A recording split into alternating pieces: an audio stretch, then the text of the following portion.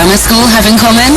They both support the Marine Mammal Foundation, teaching children to help the planet and protect Melbourne's endangered Burrowing dolphins. Furbank Grammar School is Australia's most sustainable, forward-thinking school.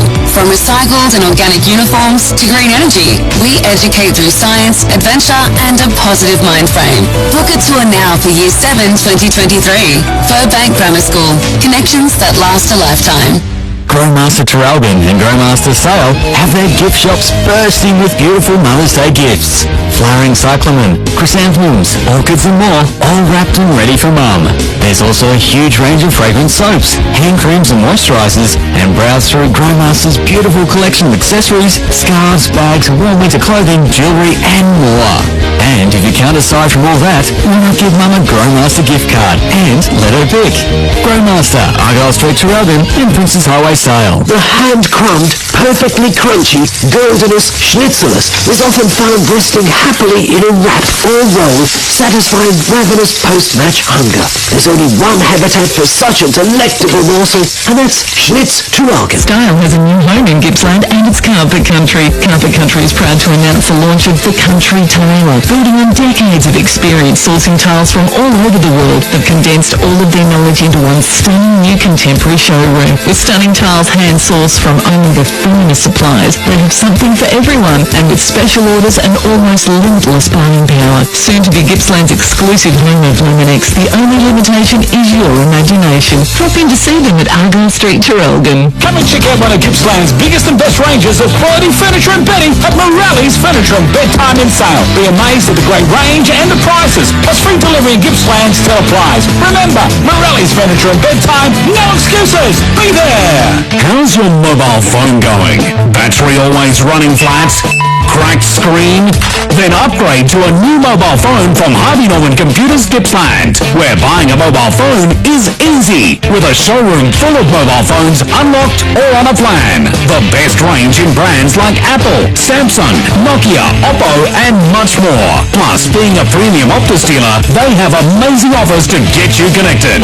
Head to your local Harvey Norman Computers Gippsland store today. This is Gippsland Live for LV Forklifts. Hire scissor lifts, booms and forklifts locally. The first quarter is about to start on TRFM. Welcome to round 5 of the Under Energy Gippsland League, and the first quarter's already started. They're that cold out there, they've started 5 minutes early. So we've only travelled a little bit. However, no one's scored. We can let you know that Bowman has it for the top of the 50 for the Parrots. We'll get to everything in a moment once we get a short little stoppage. They're in a dangerous spot for the Parrots. This is McAuliffe now. Has it handled across to Musil at centre half back. He chips one out wide to Hillier, who's started up the ground, I think. Half back flank for the Tigers. Goes out towards the wing area. Noblet was the target. Had to spoil in the end. It's going to go over, is it, for a boundary throw-in. We're a minute into this first quarter. It's all thanks to LV Forklifts. It's great to have your company. My name's Daryl Cooling. Rob Popplestone's here with me as well. And special comments this afternoon. Wade Presley, the number one stats man in the business, is Paul Carter. Over to you, Rob Popplestone. Thank you. My tip today, Liam Gathard by around about 37. All right, I've gone with the Tigers by a point, Wade. Yeah, I'd say Liam Gathard by a couple of points. I think it'll be close. Paul? Liam Gathard by about 28, I guess. All right, so Pelicano just forward of left half back as the ball for Liam Gathard goes to left half forward. Can he find a target? Pretty hard to grab the ball cleanly. Tricky conditions, and the Tigers now rebound off half back. They've done it nicely through Walsh. I reckon we'll see a fair bit of that boundary line, and that's where it is right now. Right half forward flank over the boundary line, and the boundary umpire, who will be busy for the next 2 hours, will throw that ball in. The Morwell side kicking to the left of your radio. Yeah, I think early indications very scrappy, Poppy, and favouring that far wing. The ball comes back into play, and a tap over the shoulder there was from Pelicano. At ground level, they're working hard was Marriott, and another boundary throw-in. Wade, Tyler Hillier, normally a forward, just starting up on the wing or behind, a kick behind this stoppage. Yeah, last week he did play up the ground a little bit as well, and was real good. It was one of his better games I've seen him play for a while, yeah. The ball comes back in again. This time he put Pelicano hand on. There's that man we talk of, Hillier. His kick was smothered though. Whack was there for the Tigers. Handball backwards to Walsh, got driven without the football, and he'll win himself a free kick, the first game of their Brill. He looks a solid sort of boy too, the first gamer for the Parrots, as Walsh chips it over the top. The target Noblet, who marks on his chest. 55 metres out, swings around, left foot, delivery inside forward 50. Low doesn't quite carry. McDonald thought he had it. The umpire said no. It was a bump ball and will ball it up 35 metres out, Pop. Yeah, I don't like what I see from Morwell, actually. I know it's the only opening minutes, but they're playing, as Prez suggested they might, with a bit of confidence and a bit of style, as Pelicano for the Parrots eases the pressure. They work it out in numbers. They do it nicely. And now it's going to be Heppel, Aaron, who from left half-back flank, guess what? The wind takes it, and his kick lands near the basketball court sheds. In fact, the netball court sheds, but they're sheds. And it's out of play on the full. Morwell will get the free kick. So we're going to be calling the play from the outer side of the ground a lot of this afternoon. We're 3 minutes into this first quarter. Leongatha, the visitors, and unbeaten as we sort of start to approach the 25% mark of the season. It's Josh Galea, who brings the Tigers back into play, but only momentarily before the umpire might have to take control. And he will. Really on the intersection, and well, she will, on the intersection of forward 50 and boundary for Morwell, who looking threatening in the opening minutes. Ball back into play. Musil got this one down and got a handball out to the runner. There's Hillier, kicks around his body, close to the line, and the wind will take it over. Out of bounds on the full. The free kick will go to Sam Forrester. He's been a solid play down back for the Parrots. He's too dangerous to switch this ball with these conditions, but he does come inside on the 45 nicely to Pelicano, who marks in his defensive 50. Looks down towards the wing area, wants to thump it towards the middle of the ground. No, he took on the man on the mark and got around Campbell pretty easy in the end, but his kick was a poor one. Turned over. Musil has it now on the wing. Quickly handled off to Brown. He drives it inside forward 50. It's going to go over the back, and Noblet read it well. And the leading forwards just got sucked underneath the football as the breeze just took it over the top of the head there, Presley. Yeah, look, Tyler Brown again there, as I spoke earlier, that he sets up well in the back line. He's playing on a first gamer, so uses his experience, I guess, to run off. Ran around Dan Musil there and kicked the ball into the forward 50, and Nathan Noblet presents very well. So 5 minutes into this first quarter, Nathan Noblet, 45-degree angle, only 35 metres out from goal. He strolls in, relaxed mode, left foot kick, and on his birthday misses. He gets the Tigers away to a minor score, but... And that's the first score of the match, come at the 5-minute mark of the first quarter. LB Forklift scoreboard, Morwell 1 behind, 1 point. Leongatha yet to score.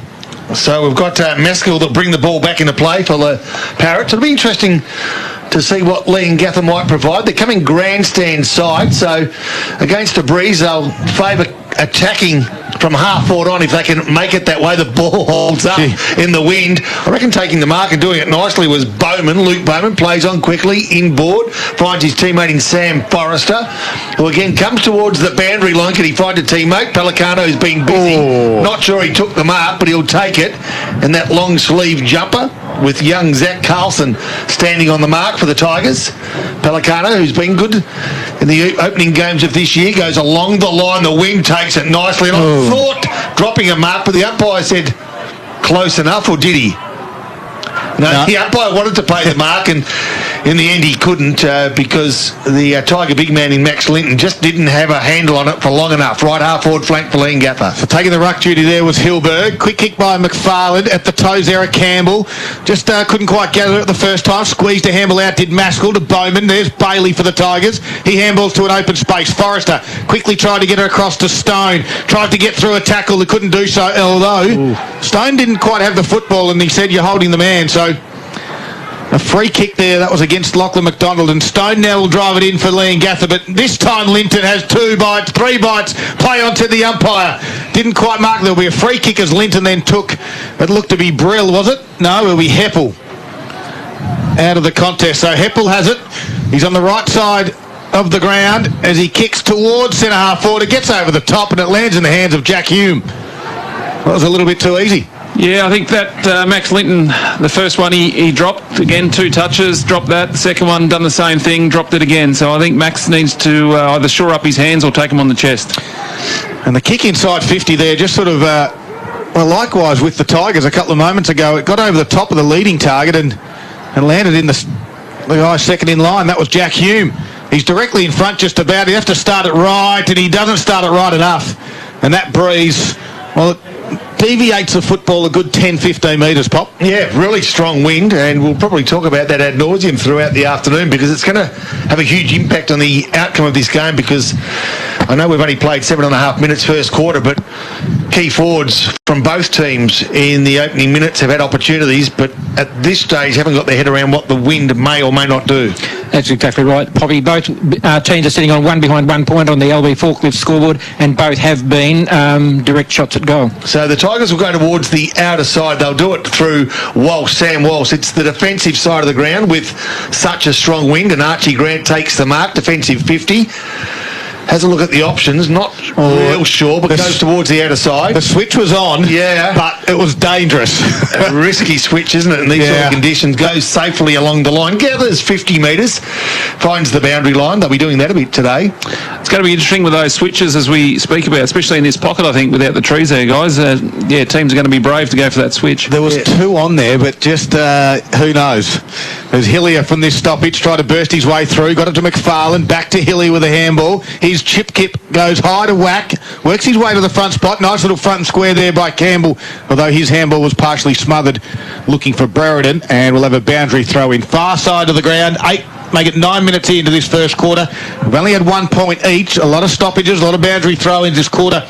Well, they went 33-36 last week because the timekeeper fell asleep, but this one might legitimately go 33. So Willis gets a tap down for the Parrots up against Musil. Musil's been busy the opening minutes of the first quarter.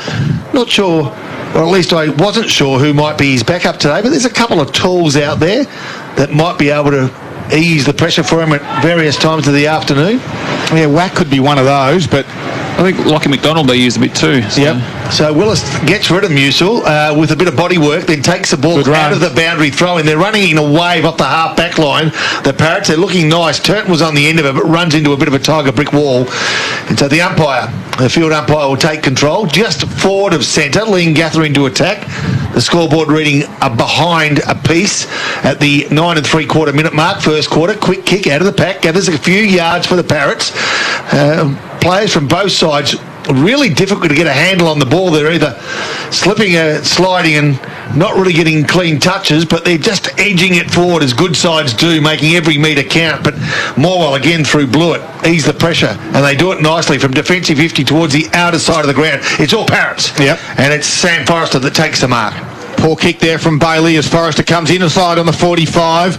Lopez was there. Quick little handball from Campbell to Hilliard, who blazes it inside top of the 50. It goes. Good contest one-on-one. Westaway spoiled it over the top of Noblet's shoulder. The Tigers got some numbers. There's Lopez again. Handball over the top to Brereton. Although Noblet was able to pick it up, so Brereton put on a shepherd, and in the end, the ball does go over for a boundary throw-in. Yeah, Noblet's presenting really well up the ground a bit further today, so Maul are going to need that kick coming out of the back line. You know, a few weeks ago we saw Sale at home to Lee and Gather. In the first 10 or 15 minutes we thought, well, we've got a game in our hands. And then all of a sudden Lee and Gather exploded. They sort of started to find their mojo. But Morwell, if they can keep this sort of tenacity and endeavour and discipline, well, that's the key. Numbers around the ball, they need to do it for four full quarters. And that's the key. That's what others haven't been able to do for 4 quarters.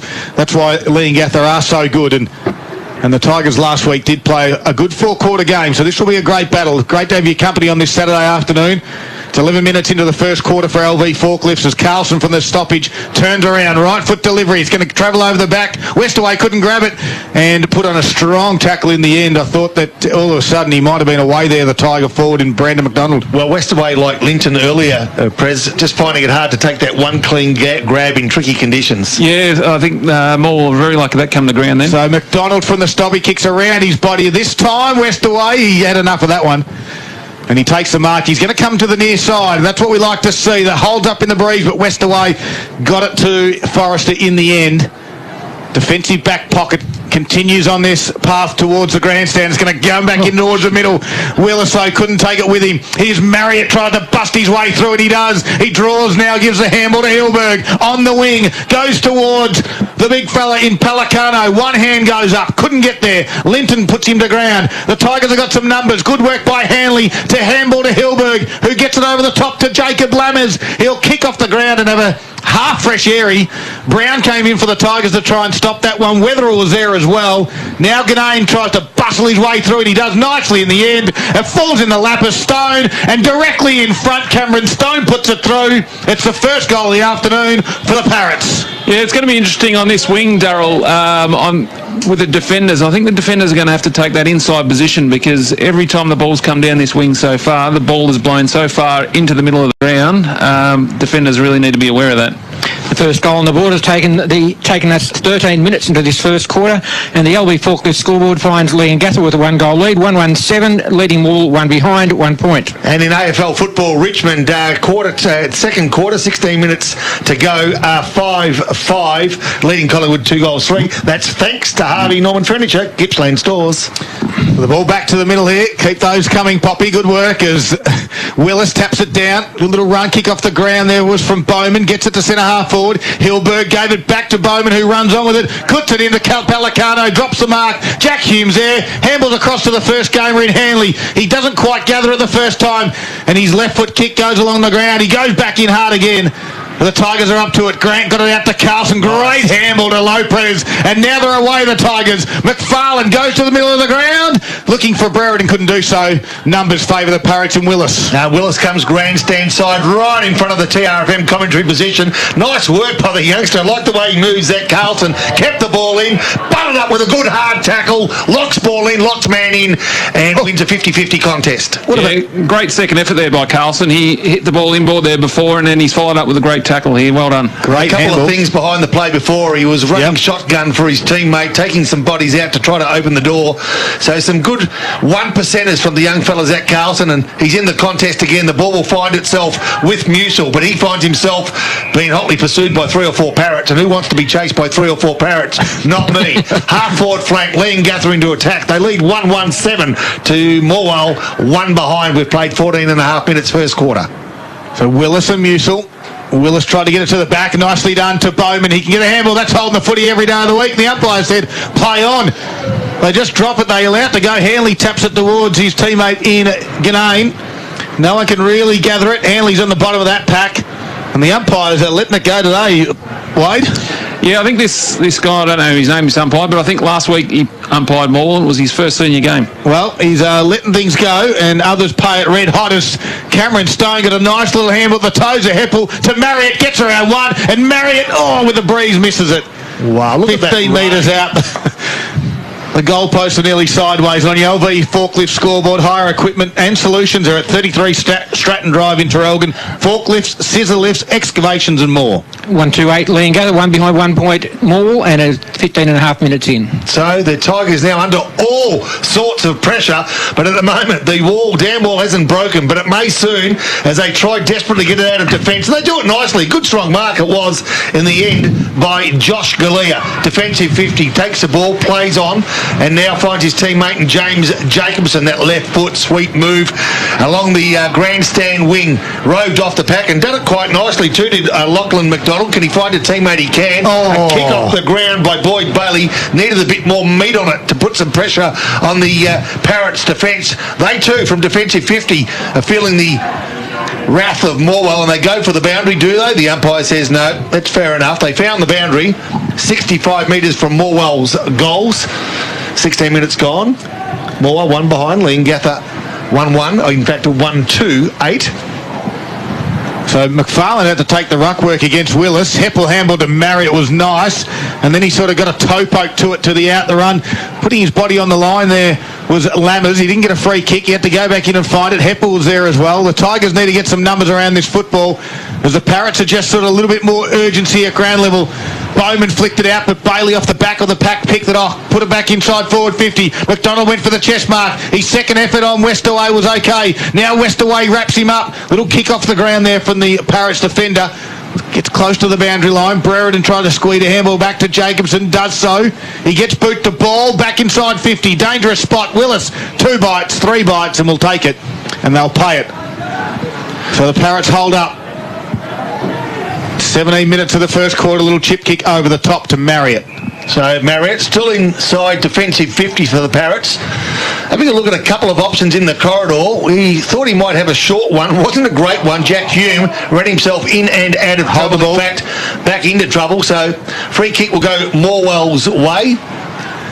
And is that number 24? Yes, it's Archie Grant. He's got a different number on. So there's a free kick going away. Lee and Gather inside forward 50. So Archie Grant, who is listed as 66, will be 24. Yep. And he went inside forward 50, but Lee and Gather will have the ball, and they'll do it nicely through Forrester. Comes grandstand side. Good mark, I thought. Had enough of it in tricky conditions, but Pelicano, the big ruckman, rove the ball nicely, kicked towards centre half forward. Again, picking up the crumbs was Jack Hume, who kicks to forward 50. There's one player there, and I reckon it's the player we just spoke of in Archie. He took a bit of time to get a handle on the ball, and as a result, put himself and his teammates under pressure, who then were taken illegally, and they'll get the free kick.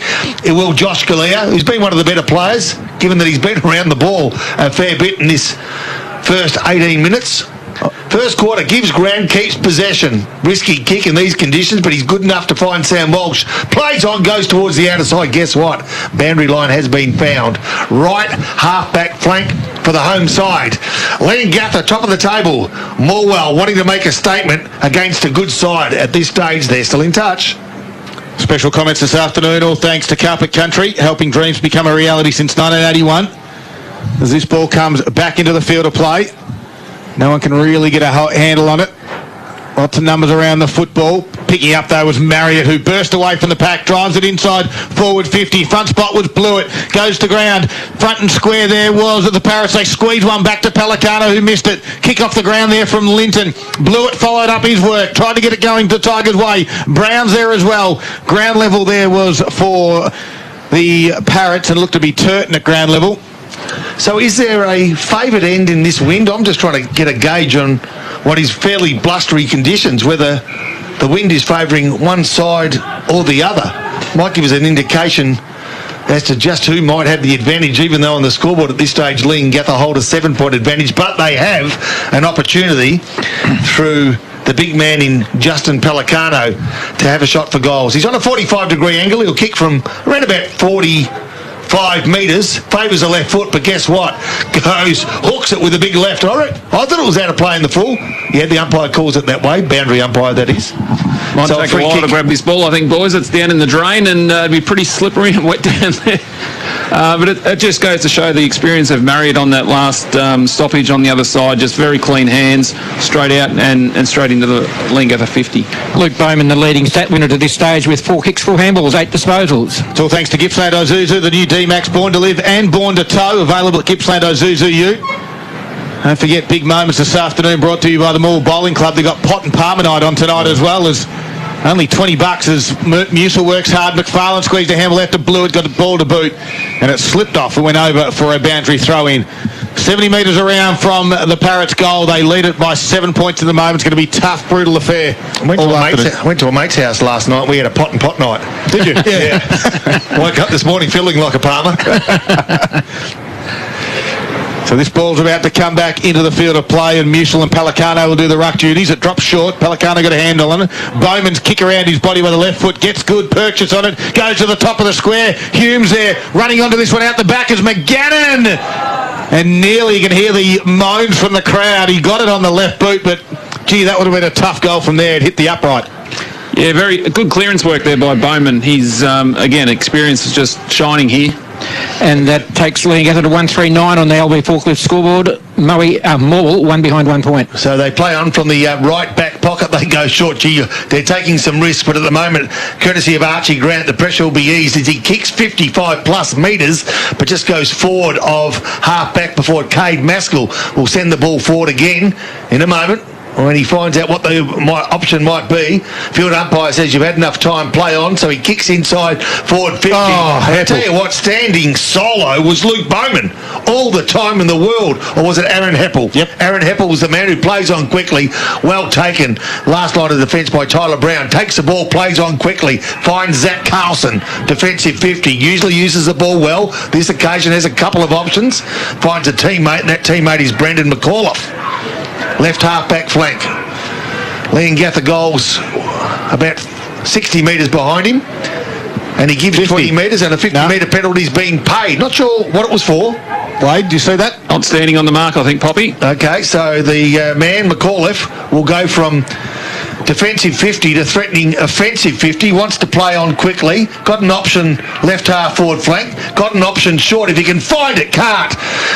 Inside forward 50 was young Taylor Wetherell, who tried to take the ball on the chest and just couldn't get a handle on it.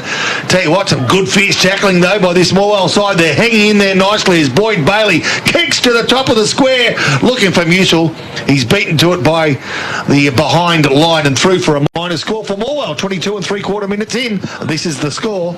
Yeah, it just shows the two differences in the teams. Morwell really struggling to hit that target going forward, whereas Leongatha seemed to find one. Takes Morwell to 2 behinds, 2 points. Leongatha 1-3-9. As Maskell rolls in out of full-back, kicks it towards the grandstand side. Brereton put a fist into it and spoiled it. Top of the 50. Hard work by McAuliffe on Hanley. Good work though by Heppel though. Got boot to ball. Walsh's flat hands were nice. Able to control it. Got one over the shoulder. The umpire said play on. Musil now crushed in as well. Heppel comes through at 100 mile an hour, couldn't take the footy with him. Umpire's just letting this go. It's tough, it's hard. Vanderpleit tried to put his efforts in. It gets out the back to Stone and Carlson tackles him. We've got called a throw. Behind play for Musil. Yep, it is. It might be Brown. Yep. So Tyler Brown has it. No, it's going to come back to Zach Carlson in the end. He's doing some good work. Yep.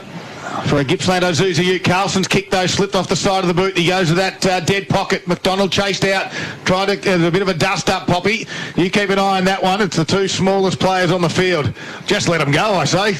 Yeah, I don't think much damage will be done there. No, we're talking about Little John and Cody McDonald. And they would weigh probably, well, it's wet, so we'll add a few more kilos, so maybe about 36 today. Yeah, it would be a good foot race. Yeah, it would be a good foot race.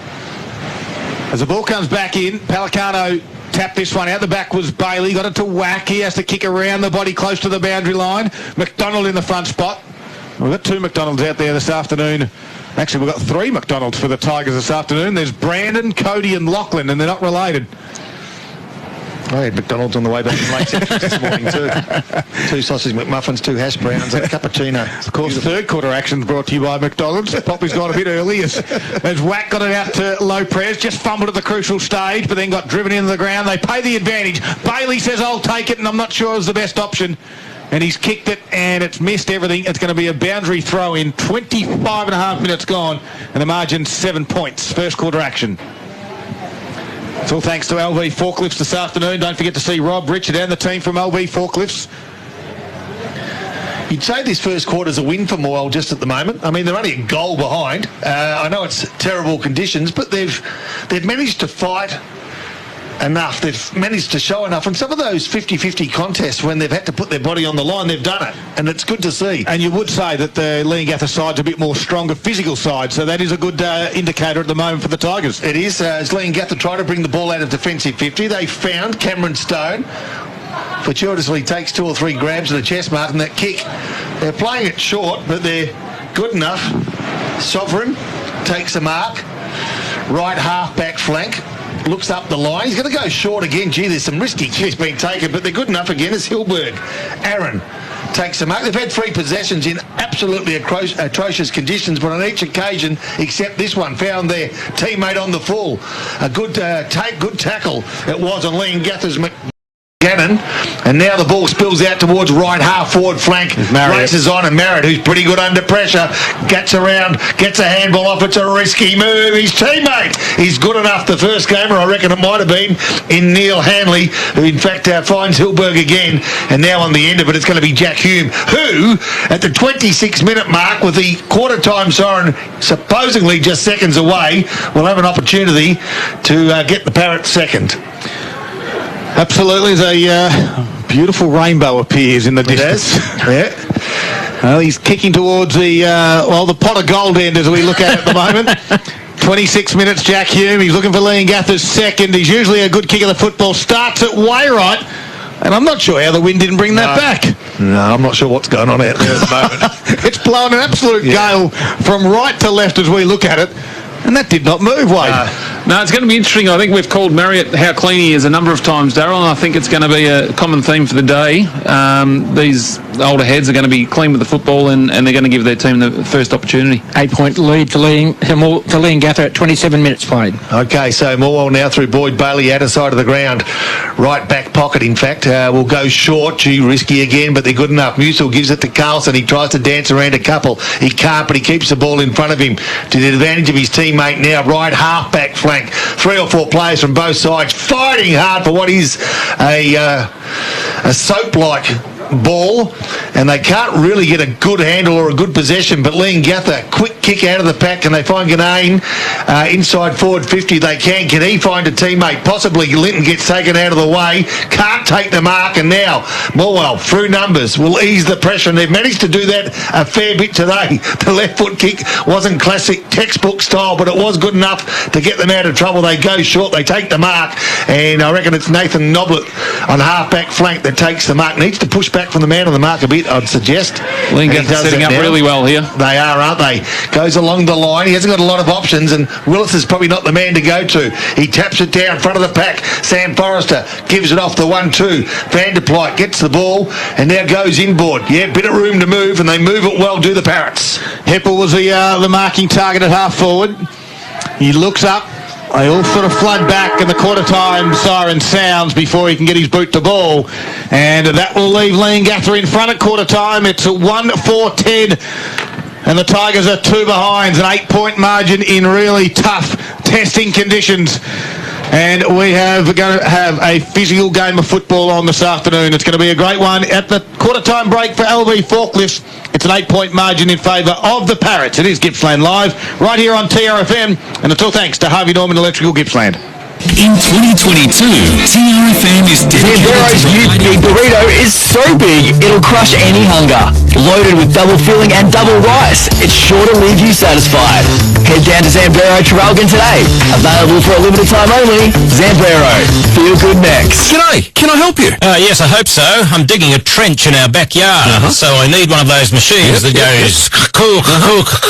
Oh, you need an excavator. Excavator, right, if you say so. And then to flatten out the dirt, I was thinking one of them doon thingamabobs. That'd be a whacker plate. We know which piece of equipment you need for your project, even if you don't. We hire them too. Mini loaders, drum rollers, tipper trailers and more. See you soon. Gippsland, Wacker, Noyson and Latrobe Valley Forklifts. Visit lvforklifts.com.au. See that? Yeah, the buck and towing big orange super tilt semi-trailer. Someone needs a lift. Cool trucks. Cool business. They've been towing for years. They towed me when I was up to my axles in mud. So glad buck and towing have our back. Here comes another tilt tray truck. Nice ride, mate. Cheers, buddy. Buck and towing Vansdale, covering all Gippsland. The big wheels are back in town. 1300 669 129 and buckandtowing.com.au. Australian-made furniture and bedding now at Harvey Norman. Mattresses and ensembles from the leading Australian brands. Lounge furniture and dining room furniture built for the family life with a great selection of options in fabric, leather, size and shape. Create your own bedroom furniture. Customize your bed height, fabric or timber stain. Let our experienced team help you design furniture to suit your home. Harvey Norman, supporting Australian-made manufacturing. Australian-made furniture and bedding now at Harvey Norman. Looking to build in Traralgon? I'm Lee McDonald, your local new homes consultant at Boutique Homes. We've secured exclusive land with a variety of stunning home designs and unique facades. I'm here to help you find a design to suit your lifestyle in a fixed price package. Let's chat. Visit boutiquehomes.com.au. Get into group fitness at Latrobe Leisure and Gippsland Regional Aquatic Centre with no joining fee and no membership fees until June. Be in the first 100 people to get in the group with a gold membership and receive a free welcome pack worth over $130. With a wide range of classes, group fitness could be the next step in reaching your goals for 2022. What are you waiting for? Get in the group now at latrobe.vic.gov.au/get in the group. Growmaster Traralgon and Growmaster Sale have their gift shops bursting with beautiful Mother's Day gifts. Flowering cyclamen, chrysanthemums, orchids and more, all wrapped and ready for Mum. There's also a huge range of fragrant soaps, hand creams and moisturisers, and browse through Growmaster's beautiful collection of accessories, scarves, bags, warm winter clothing, jewellery and more. And if you can't decide from all that, why not give Mum a Growmaster gift card and let her pick? Growmaster, Argyle Street, Traralgon, in Princes Highway Sale. Great meals at Flanagan's. The bistro's open 7 days from 11:30 for lunch and 5:30 for dinner. Get the $10 kids deal with main meal, dessert and soft drink. Seniors meals $9.95, available all week. Order from your table with the Me and You app, and don't forget to book. Flanagan's Irish Bar, Traralgon. $10 popcorn chicken bucket has popped back into KFC. For now. Yep, you heard me. Better get your hands on a bucket load of these bite-sized beauties before everyone else eats them all. No pressure. But don't say we didn't warn you. Not available everywhere or forever. Now, a look at the quarter highlights. Gippsland Live on TRFM. Now Ganache tries to buckle his way through. He does nicely in the end and falls in the lap of Stone. And directly in front, Cameron Stone puts it through. It's the first goal of the afternoon for the Paris. Gippsland Live on TRFM.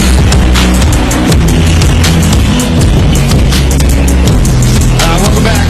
It is a quarter time and it's been a slugfest. 1-4-10 Leongatha leading the Tigers by 2 points. Only the one highlight in that quarter, as you'd expect. It's been a pretty tough affair, Pop. Yeah, it has indeed. But I've really liked what I've seen from Morwell. It was, sometimes you can set the style of your game up in the first couple of minutes, and I think it was obvious in the first couple of minutes Tigers had come to play.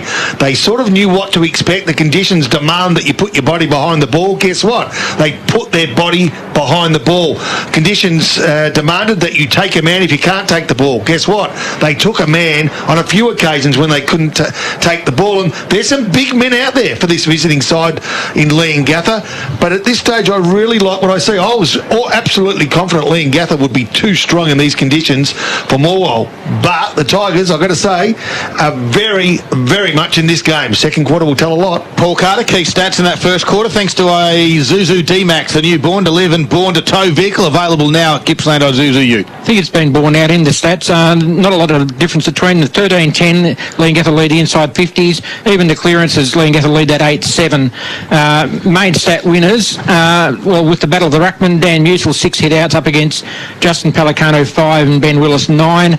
Main stat winner from Morwell's Boyd Bailey with 8 disposals. Tyler Brown 6. And 6 for Dan Musil. For Leongatha, Luke Bowman 10 disposals, Aaron Heppel 9, 7 to Tom Marriott. Well, we'll get some around the ground scores very shortly as this second quarter is about to get underway, and we might just quickly get an AFL update if we can, Wade Presley. Thanks to Harvey Norman Furniture, Gippsland Stores. Seeing we had fist pumps from both of you about a minute ago. Sorry, the game's been abandoned.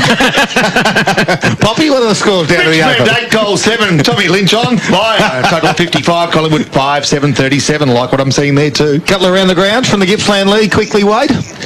Yep, we've got Warragul 2-1, Traralgon 3-3, Maffra 1-4, Wonthaggi 2 points, and Maui 4-4. Bairnsdale yet to score. Well, second quarter is underway here, and Musil got a handle on it. Working hard was McFarlane, tapped it Moore's way.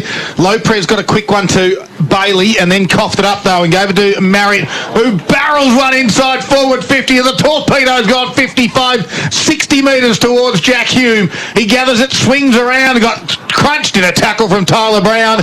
And the umpire said it's a sling tackle, Wade? Yeah, I'd say dropping the ball. Well, I agree. So, swings around as Jack Hume, top of the 50. Only going to make the top of the square. It's going to get to the back. Back there was Linton. Squeezed a handle across 2. Jacobson, the Tigers, are going to repel this one. He barrels it, though. It's not the best of kicks. It might be coming back. There's Marriott, clean below his toes. Flicked it through Bowman's legs. Hanley tried to get a handball out to a teammate. He does so now in Littlejohn. Back to Bowman. Left foot kick goes across the face of goal. Will skid on the deck and go over the boundary line for a boundary throw-in. Just a panic kick there by Maul coming out of the back line and really hit that ball more inboard than he probably should have, but yeah, they got off here with a throw-in. So just 15 metres from the visitors' goals, Leongatha at the moment.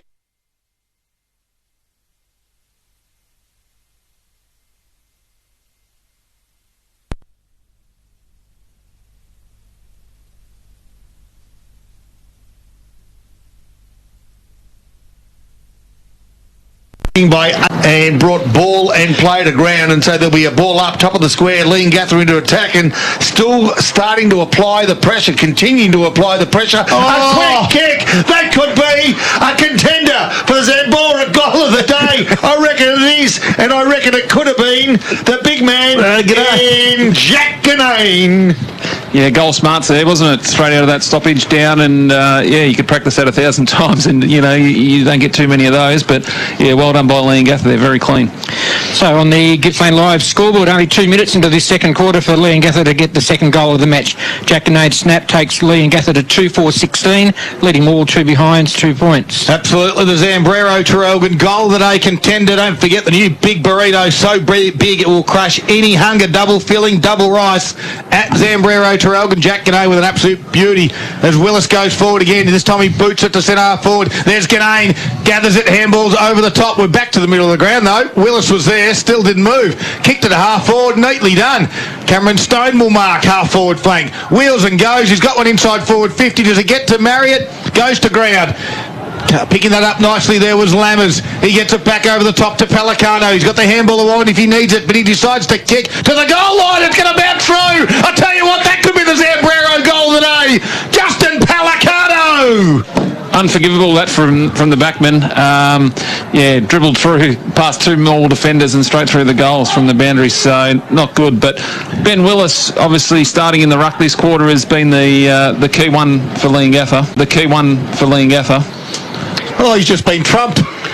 Ganane's been trumped by Pelicano for goal of the day, Pop. Only took 30 seconds. Couldn't have eaten a small burrito in that time. So it was a great result by Pelicano. But we made this point earlier, didn't we? They keep on applying the pressure and they slowly open you up. And this is what they're doing. Now, Morwell need to hang tough now when the pressure's on, Paul Carter. The Gippsland Live scoreboard sees Leongatha out to a 20-point lead at the 3-minute mark of this second quarter. The Parrots 3-4-22, leading Morwell 2 behinds, 2 points. So it'll be Mitchell up against Willis. Good passages of play by Leongatha with 2 beautiful goals. Unlikely goals from unlikely circumstances. Ganane, a quick kick from a pack of players, and Pelicano, one from the boundary through a pack of players. The ball now is surrounded by a pack of players, and it's Morwell who kicked the ball forward. I tell you what, it's not pretty to watch, and you need some courage out there at the moment. Both sides are showing plenty of it. Bowman's around the ball. Mutual, a quick handball to his teammate and Bailey. Left foot kick, races on, taken by Cameron Stone, and he kicks a sloppy looking kick towards right half forward flat where Pelicano will be beaten to the ball by the boundary, and the boundary umpire S will throw this ball in 60 metres from Leongatha's goals. They're kicking to the left of your radio, and they're doing all the attacking, and they're leading 3 goals 4-22 to Morwell 2 points. 4.5 minutes gone, second quarter. Bowman with his head over the foot, he couldn't quite get it out. McFarlane tried to work hard as well with Musil, who picked it up and got tackled instantly, and it will have a ball up in that same spot, 60 metres out from Leongatha's goal. Margin sits 20 points now in favour of Leongatha. They've got the 2 goals of this opening second quarter. Going to ground there was Brill, the first gamer for the Parrots. Leongatha just all about taking ground, aren't they, at the moment? Just get it forward. So just a bit of a stalemate. Top of the 50 it is. Musil got a hand on it. Out there was Hillier. Got a handball out wide.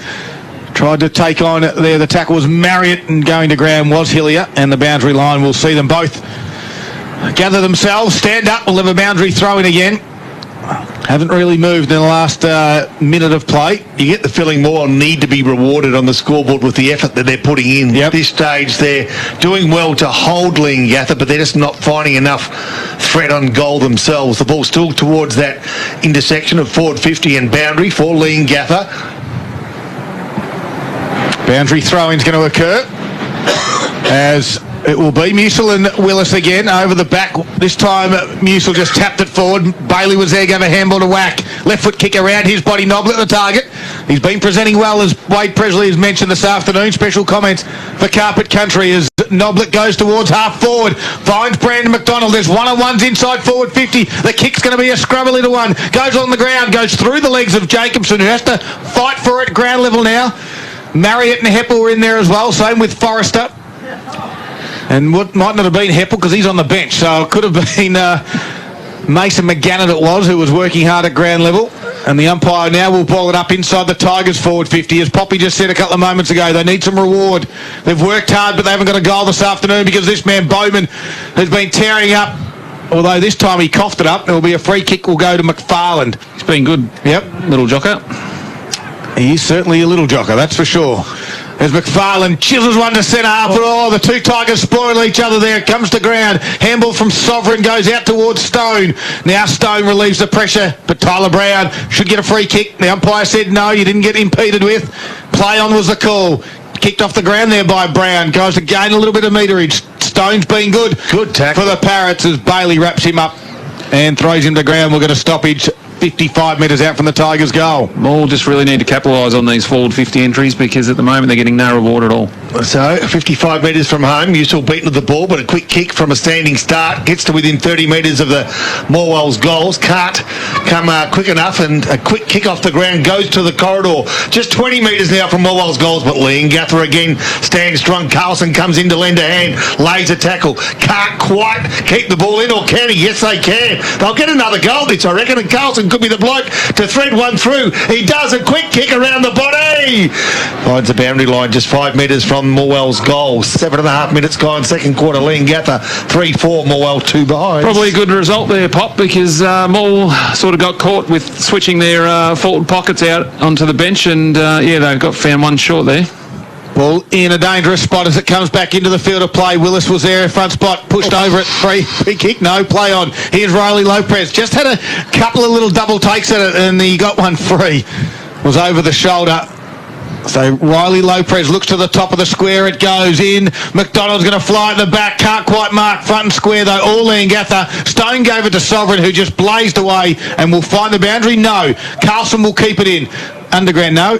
It did go over in the end for a boundary thrown. Around the grounds, quick score check for Harvey Norman Furniture Gippsland. Okay, Mid Gippsland, Mubu North 3-1, MDU 1 goal 2, Morwell East are behind, Fish Creek 1 goal 1, Thorpedale are behind, Ballara 2 goals 3. Low scoring affair right across Gippsland this afternoon. Wet conditions. Forrester got it from the stoppage of that boundary throw in, kicked around his body. Brill couldn't handle on it. Tyler Brown did, then put it back inside forward 50 of the Tigers. Maskell was there though for the Parrots to relieve the pressure and barrel it outside forward 50. Hume came up the ground to present. He's in the centre square area, centre half back area. Handball was too hot for Hanley. Musil came the other way. Noblet gathered it, didn't have the football. He'll win himself.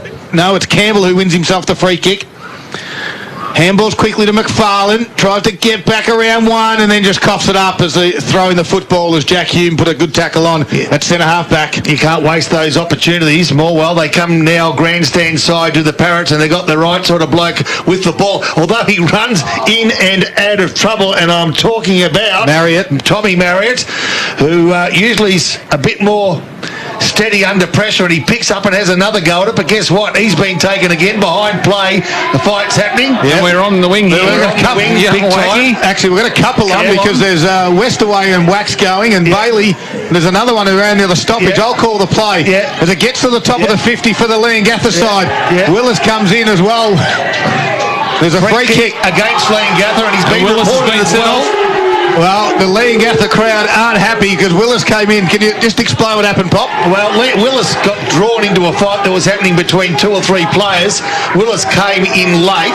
He wasn't too harsh when he could have been a lot harder, but it was taken off the field by the umpire. So that's a bit of a blow for absolutely. The Leongatha side. And now Morwell, through Brad Brereton, Whack it is. Whack will have the opportunity to really apply the pressure as he goes along the line. The kick, though, guess what? Is out of play on the full, and that's not what you want to do after you've been involved in a fairly heavy skirmish. You can hear the crowd in the background letting him know all about it. Well, from the half-back was Forrester, goes towards the wing. Heppel couldn't mark it. Brown over around it. Stone got to flick the handball out, but picked up by Bailey. Gave it to Carlson. He can give it to Whack. Now he drives a handball to McDonald. Gets around one tackler. Not quite, as his handball then was just interrupted. Good tackle from Carlson on Brill. Whack goes again.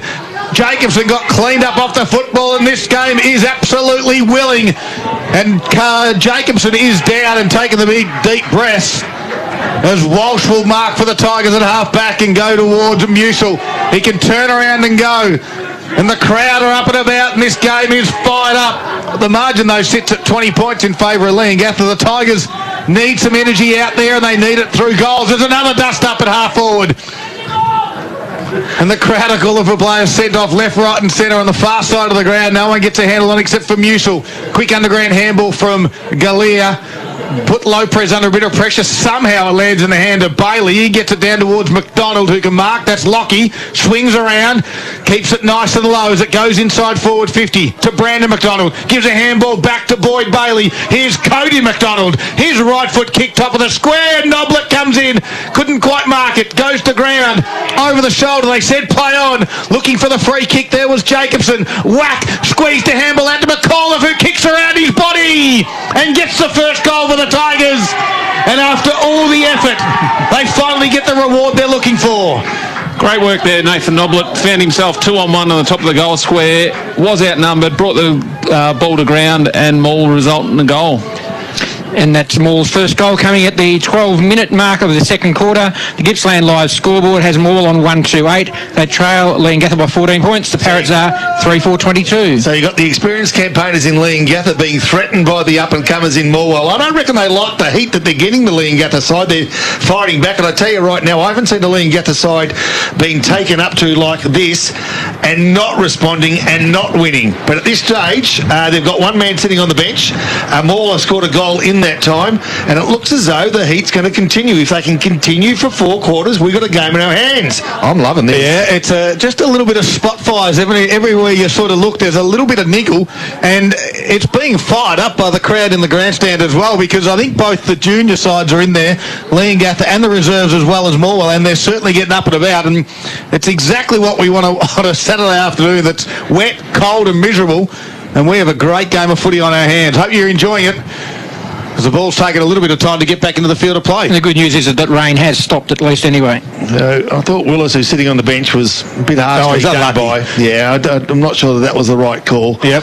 Let boys be boys in these sort of trying conditions. As Musil gets the tap down, he butters up, he follows his own ball. He can't get the hands or the ball off the hands of Marriott, who comes through for another go at it, and his handball out of, or in a pack, gets himself or his team out of trouble, and they're inside forward 50. A quick kick off the ground by Ganane, goes and threatens the goals, but marked in the last line of defence by Archie Grant, who plays on. Oh my goodness, that's not the sort of stuff you want to do in these conditions.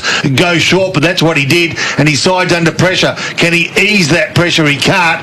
Well, he can, but he doesn't do it in the best possible way and get a clean possession. Free kick. And then out of frustration, he comes in and takes his opponent high, and a free kick from a kickable distance will go the way of, I thought it could have been Pelicano, but it's not. I think it's going to be possibly Tom Marrick. No, it's Brill, the first gamer. Okay, so the first gamer, from a fairly difficult position, he'll have to go left goalpost, I'm sure, or maybe even inside. It's be tough. Yeah, tough little kick.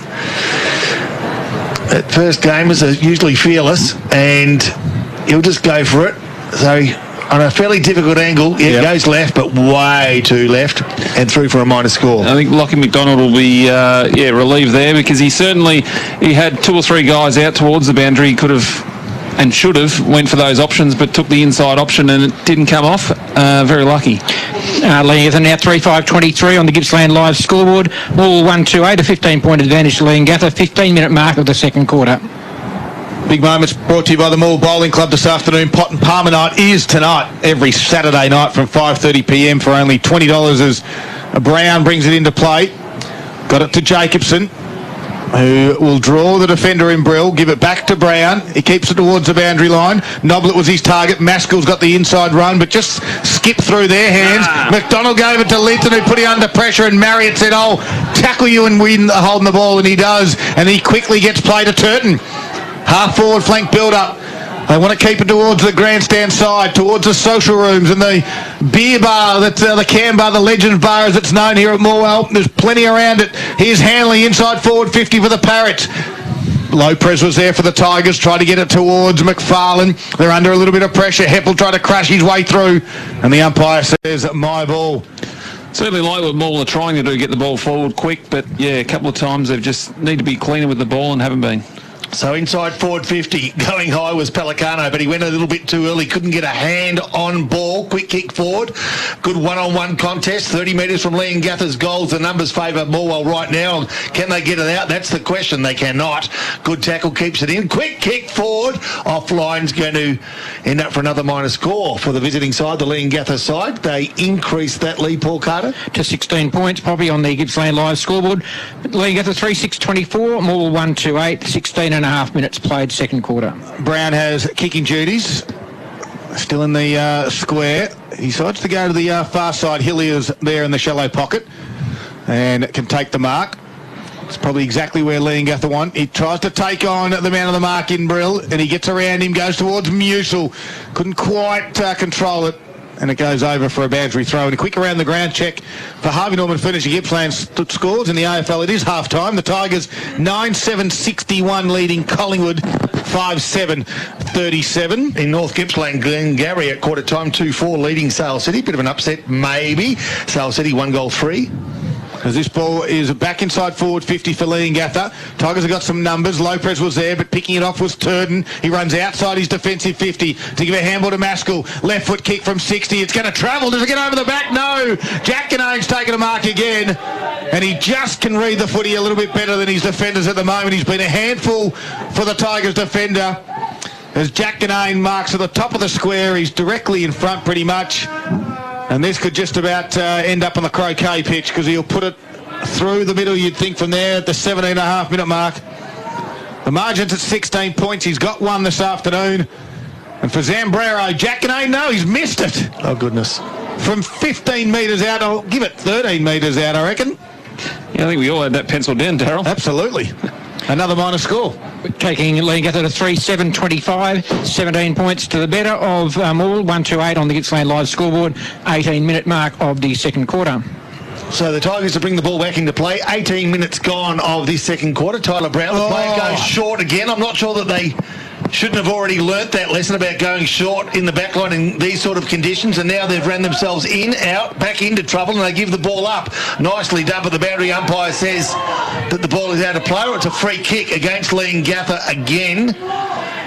So, fortuitously for Morwell, to the player in Brendan McAuliffe, who I reckon was the only goal scorer for Morwell. Yep. He's now playing deep in defence and easing some pressure after applying some pressure a few moments ago by kicking that goal. Ball out of play. Left half forward flank for Liam Gather. Wade, Grandstand side. Sorry, Pop.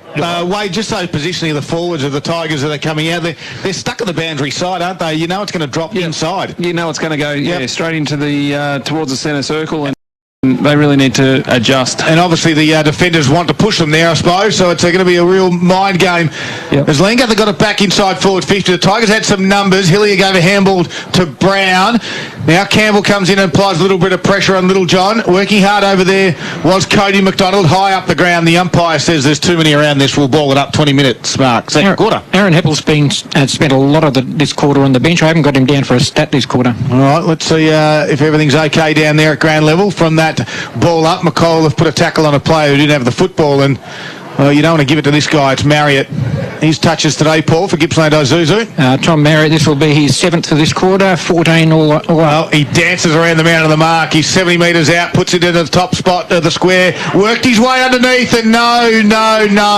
That was some body use, but the umpire said you pushed him out of the way.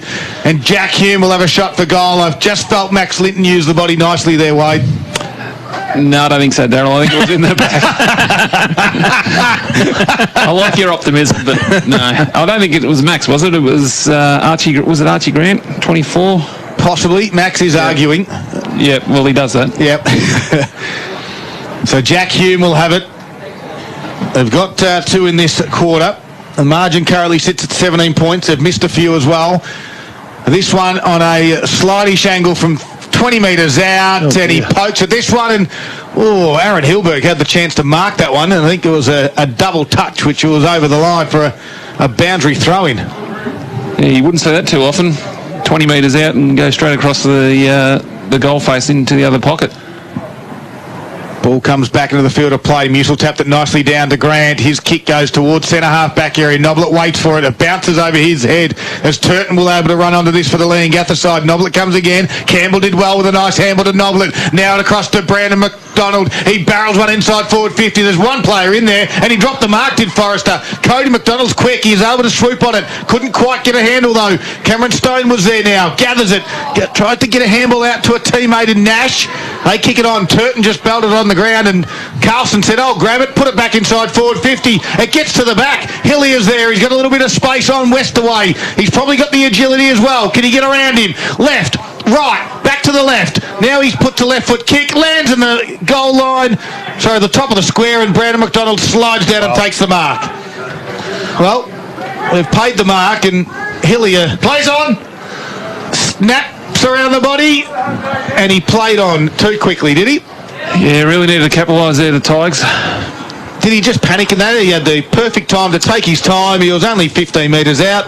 Yeah, I like the option of the snap over the man on the mark, but I think, yeah, he should have probably went back, thought his way through it, and then executed. But, yeah. That behind takes them all to 139 on the Gippsland Live scoreboard. Leongatha are holding a 16-point lead at this stage, 22-minute mark of the second quarter. The Parrots are 3-7-25. Poppy around the grounds for Harvey Norman Furniture Gippsland. In mid-Gippsland, Foster 3-3, leading Newborough 1 behind. Mubu North extend their lead, 5 goals 1 to 3 goals 6. MDU. Morwell East 5 goals 1. Fish Creek 1 goal 2. And Tura 1-1. Trail Hill End 2-1. Well, finally, Maskell has got the ball from the river and comes back onto the field and now plays onto himself and kicks to the grandstand side, but ends up going towards the middle of the ground. And Musil just come on him a little bit too quickly there as he put it back in, did Linton. Now Noblet was able to gather, got a handle out to Brandon McDonald, kicks around his body, and well, again, this goes over for a boundary throw-in. McDonald just seems to be rushing things at the moment. Murray 4 goals 3-2, by the way. Bensdale 1 goal 1. And also Terrelgan 3 goals 3, trailing Warrigal 4 goals 4, and Mafra 1 goal 4, leading Wonthaggi 2 behinds. Wow, there's Maskell from that stoppage. Just cleared the defensive area for the Parrots. They get it to half-back. Walsh was there, gave it back to Musil, put his teammate under a little bit of pressure, though. The Parrots tackling is strong. Grant was able to kick it, but Heppel's out there now. He's across half-back. He took 2 bites at it, was able to grab it, got dumped after he kicked the footy. And Bailey, well, was it in the kicking motion or after it? Either way. In the kicking motion, but anyway, Ganane took the mark, so whatever would have happened. I think that's one rule the umpires struggle with sometimes, Darryl. Yeah, exactly. As Ganane had it on the wing, kicks it towards half forward. Big fly, couldn't quite mark it there, was Blewett, goes to ground level. And now it tries to squeeze it out to the Parrots. Stone's been very good for Gippsland Ozuzu Ute this afternoon for the Parrots. His kick went right angles and it went out of bounds for a boundary throw-in. 24 and a half minutes gone into the second quarter. It's a low-scoring affair. Leongatha lead it, though, by 16 points, 3-7-25. The Tigers are 1-3-9. And this ball up is 60 metres out from Leongatha's goal. Here's Rob Popplestone on TRFM. Yep, soon to be known as Rod Popplestone. Every time you mention Rod, I think of Rod Taylor, who constantly messages me telling me what a good player he was. Yeah, no, well, he was. Yeah, better than me? I don't think so. The ball outside of the ground and out of play. A boundary throw-in to take place. Gee, he kicked some good goals on this ground. Yeah, he was a good one. No, I remember him kicking one from, it was probably about 60 metres out in front of the social rooms. And you reckon he told the crowd in front of the social rooms in the Legends Bar that day and that night? You got to love 25 years later. Yeah, exactly right. Ball out the side of the ground here at Morwell. Leongatha, the visiting side, 3 goals 7. Morwell 1 goal 3. We're nearly on half-time, 25 minutes gone. A mark being taken in defence by Taylor Wetherell. Looks left, looks right, goes straight and goes long. 55-metre kick. Can he find a teammate? He can't, but he can find a contest, and that's just as good in these sorts of conditions before the ball spills over the line and a boundary throwing to take place. Ben Willis was a player who's just come back onto the ground, remembering he got sent off after an indiscretion, albeit questionable, 10 minutes ago. So the Tigers didn't take advantage of the one short there, did they? Not really. They got 1 goal on the scoreboard. but you would have liked to have got another result. They had their chances. They did have their chances. So all is back to even Stevens again. Ball left half forward flank, Morwell fighting hard, ground level. Lean Gather up to the task and better for it. Marriott dances around one. Can he get a handle on the ball? He can't. The contest now becomes an even one, and I reckon that the field umpire will... Well, I thought he might take control, but he's called a free kick. So he saw what I couldn't, and a free kick will go Morwell's way to Tyler Hillier, left half-back flank, as Dusty Martin gets himself on the scoreboard at Richmond. A good, strong... And the Tigers got around him. Every single player got around him, Poppy. Yeah, first game of Dustin Martin for Richmond. We're actually commentating this game, guys. Yeah. 26 minutes mark, second quarter here. Great to have your company on TRFN. It is round 5 of the Alinta Energy Gippsland League, the Tigers and the Parrots. And the ball is on the far side of the ground. We've got tough conditions here at Morwell. Rain has stopped though, but the breeze is very strong. It's a 16-point margin in favour of Lean Gather. Half-back flank, kicks down the line. And couldn't quite, wasn't paid there. That was Archie Grant. Kick off the ground there from Lean Gather from Brill. Will go over for a boundary throw-in. I think that wind's picked up to about 80 knots, Darryl. We might be in danger up here. Well, if we start calling the netball, you'll know why. It's because the grandstand has moved. Yep. As the ball comes back into the field of play from that boundary throw, and whack gave a handball out towards Bailey, who couldn't get a handle on it. Quick kick around the body from Brill, inside forward 50 goes. Great work by McFarlane. Linton slipped over the crucial stage. Parrots swarmed to him, and the umpire says, let's ball it up. Those little half moments the Tigers been able to just haven't been clean enough, have they, Wade? No, you've got to keep your feet in that scenario, don't you? There's Musil again, tapped it, tried to clear the area. Running onto this is Brill, and Bailey was able to see it go over for a boundary throw-in. I think they're the little 1% things that will, possibly come back and bite the Tigers. 28 minutes gone, second quarter action. Hats off to the guys at the Legends Bar this afternoon, braving the elements. Mind you, they've got a couple of pot belly fires going out there to keep them warm, and a couple of pot bellies too. And some sort of liquid keeping them nice and warm as well. As Lean Gather go back inside forward at 50 again. They put the Tigers defence under pressure. Brown was up to it. Kick got partially smothered. Going to ground out there was Bailey. Slaps it forward. Stone's been very good for the Parrots. His handball was smothered, and it goes over for a boundary throw-in. 3-7-25 Lean Gather. The Tigers are 1-3-9. Down at AFL level for Harvey Norman Furniture, it's Richmond 10-8-68 leading the Pies. The Collingwood side of 5-7-37, and that is the 15-minute mark of the third quarter. Right here, we're at the 28-minute mark of this second quarter, so half-time just around the corner. As a free kick goes Morwell's way, it goes to the big man in Musil, who's been pretty busy today against the odds. He's been doing a lot of the work. And standing up as he does, he's as honest as the day is long. He goes towards the outer side, but he can't find anyone but his direct opponent in Willis. Probably not the ideal kick, but anyway, here we go. A quick kick forward by Bowman. Threatens the Tigers' defence once more, but they're wanting to find the goals are the visiting side, so they kick to the top of the square where it's a 3-on-2 contest favouring the home side. Can they find the behinds? They can! Through desperation. So that score marginally increases the lead by the Lean Gather side. 17 points, 3-8-26 Lean Gather to Morwell 1-3-9. The Zambrero goal of the day this afternoon, and leading it so far, Justin Palicano, you would think. Jack Ganane had a good one as well in the second quarter. As they work the ball out of defence, Morwell do it through the big fellow in Tristan Wack. And now it's Dan Musil, who has another opportunity to find a teammate. This time, rather than the long, he goes short, and he finds that player again, Tristan Wack. So they're waxing. You like that one, Press? I've seen plenty of waxing going on this round, I tell you. Look where it ends up. It goes back to Musil. So Musil went to Wack. Wack went to Musil. Musil went back to Wack. Getting his fair whack. Yeah, he getting his fair whack, and they come grandstand side. Nicely done. And it's the big man there in Josh Galea. Well, he looks big from here. Goes along the line, gives it up too quickly to the first gamer in Kyle Brown, who's a big lump of a bloke. Goes inside forward 50. Can't find a teammate, or the teammate can't take the ball clear. Can they ease the pressure? Well, they can't, because guess what? It goes back to that player again. And I reckon he's capable of kicking it from here, Kyle Brown. Because he's got legs like tree trunks. Yep. And he's pretty low to the ground. Let's see, from 45. And I reckon Have a look at that. might be favouring him. The Have a look at the goalpost. They're about 6 metres wide instead of 7. Yeah. They are, I'm serious, the left goalpost and the right goalpost are leaning to one side. I'm not making that up. So Brown's kick, well, I'm not sure. Oh, wow, there you go. What a pinpoint perfect pass it was. Played on was the call, I'm not sure. Oh, we got another one. And a quick kick around the body, went across the face of goal. And guess what? Aaron Hilberg might have the opportunity as the second fortuitous mark in a row. It was touched by the man on the mark, I think. Okay, so play on is the call, and the umpire took control, and now the boundary umpire may take control as the ball be thrown in just metres from Liam Gather's goals. 31 and a half minutes gone. Glad Scotty Baker's on the ball. Yeah, well, we've had a couple of missed kicks that hit targets, and the Tigers had a bit of a let-off, and they still under a little bit of pressure. Can they clear it from their defensive 50?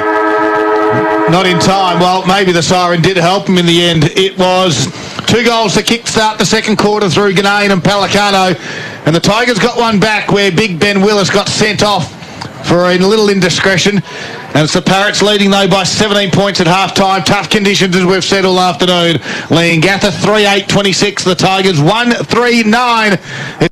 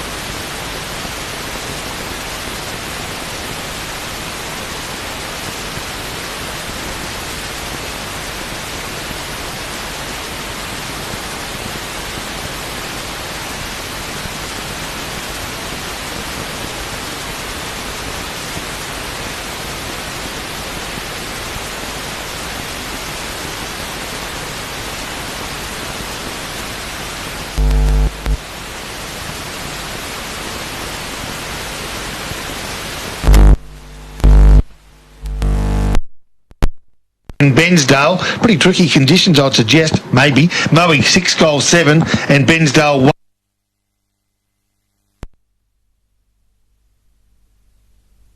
1 goal 5. Well, there it is. All things up to date here at halftime. We've got a quick break, and then coming up after the break, it's a third quarter action, all thanks to McDonald's. You're listening to Gippsland Live right here on TRFM. What does it sound like to win?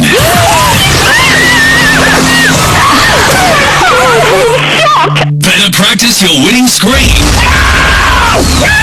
Soon you could win a spectacular Aussie holiday. And when you arrive home, a brand new car. Planes, trains and automobiles. Entries are now open. Just scan the QR code to win. Thanks to the station with the happiest winners. TRFM. With drought, fires and now COVID, we've all been put through the mill in Gippsland. Our mental health's been hit for 6. But we're showing remarkable resilience by reconnecting with each other and talking through what's churning round inside. And also looking out for someone doing it tough. Because a problem shared is a problem halved. ConnectWell is a new website with ideas and support to help us all to help each other. So visit connectwell.com.au. We're stronger together. You hit the road early, it's a long drive, and you're starting to get a little weary from the sun in your eyes. Driving tired can have the same effect as driving drunk. If you've been on the road for 2 hours, take a 15-minute break. Stop in at the nearest McDonald's restaurant in Gippsland. It's the perfect place to stop. You can stretch your legs, enjoy a coffee from a cafe, or grab a quick snack. A 15-minute break every 2 hours could help save your life. Another road safety message from McDonald's Gippsland. Road safe and Gippsland's own TRFM. Australian-made furniture and bedding now at Harvey Norman. Mattresses and ensembles from the leading Australian brands. Lounge furniture and dining room furniture built for the family life with a great selection of options in fabric, leather, size and shape. Create your own bedroom furniture. Customize your bed height, fabric or timber stain. Let our experienced team help you design furniture to suit your home. Harvey Norman, supporting Australian-made manufacturing. Australian-made furniture and bedding now at Harvey Norman. Style has a new home in Gippsland and it's Carpet Country. Carpet Country is proud to announce the launch of the Country Tailor. Building on decades of experience sourcing tiles from all over the world, they've condensed all of their knowledge into one stunning new contemporary showroom. With stunning tiles hand-sourced from only the finest suppliers, they have something for everyone. And with special orders and almost limitless buying power. Soon to be Gippsland's exclusive home of Luminex, the only limitation is your imagination. Drop in to see them at Argyle Street, Traralgon. Hear that? That's the beautiful sound of the Morwell Bowling Club Bistro. The perfect atmosphere for a post-win feed or a sorrow-drowning loss. Especially because Saturday is pot and parma night. Choose from the selection of yummy parma toppings. Only $20 every Saturday from 5:30pm. Includes a pot of beer, soft drink or a glass of wine. To make a booking, phone the club on 5134 3449. 52 Hazelwood Road Mall.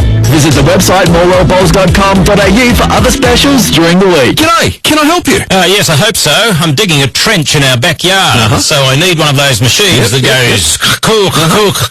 Oh, you need an excavator. Excavator, right, if you say so. And then to flatten out the dirt, I was thinking one of them doon thingamabobs. That'd be a whacker plate. We know which piece of equipment you need for your project, even if you don't. We hire them too. Mini loaders, drum rollers, tipper trailers and more. See you soon. Gippsland, Wacker, Noyson and Latrobe Valley Forklifts. Visit lvforklifts.com.au. Available now at Harvey Norman. The new Autodose laundry range from LG. Get the king-size LG 12kg front-load washer with steam and Autodose for $1,699 plus bonus detergent.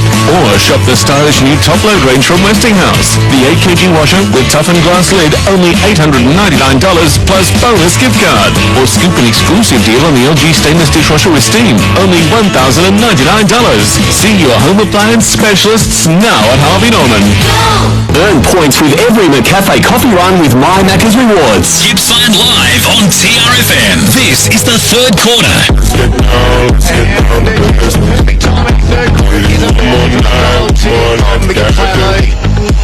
And we have the ball up. We get another one.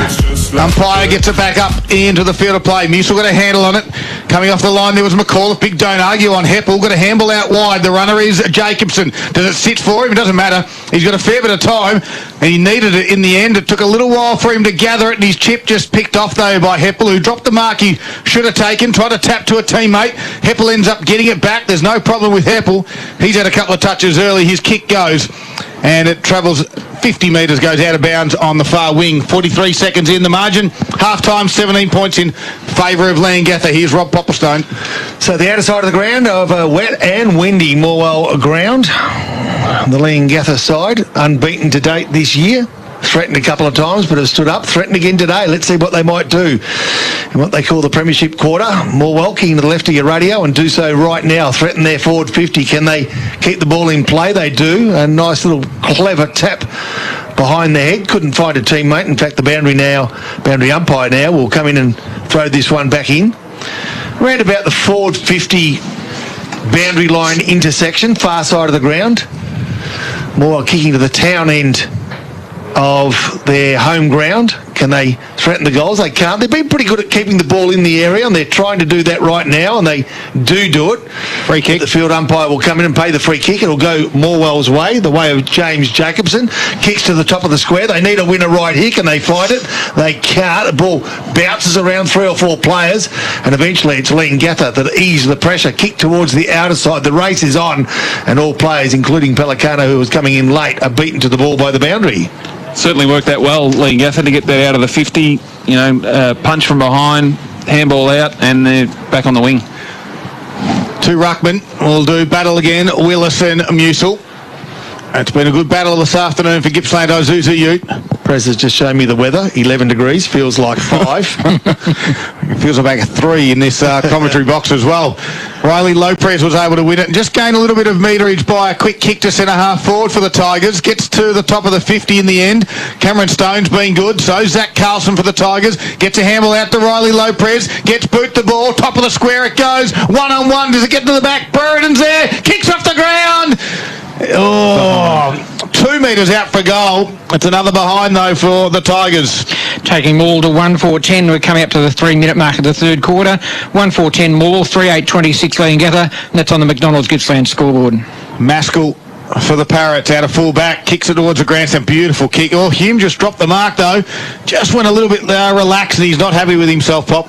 No, he's not, nor should he be, because it was a bread and butter mark. Even these tricky conditions, a player of his experience, probably just a bit too casual in the end. Thought it was a bit too easy. Maskell's kick was perfect. The tap down from Willis is a good one. Can he find a teammate? He can't. Musil's a player that sort of just half throws it, half taps it forward to the advantage of his teammate. Now Morwell will have a shot on goal through Brandon McDonald. He's kicked one already, I reckon, or not? No?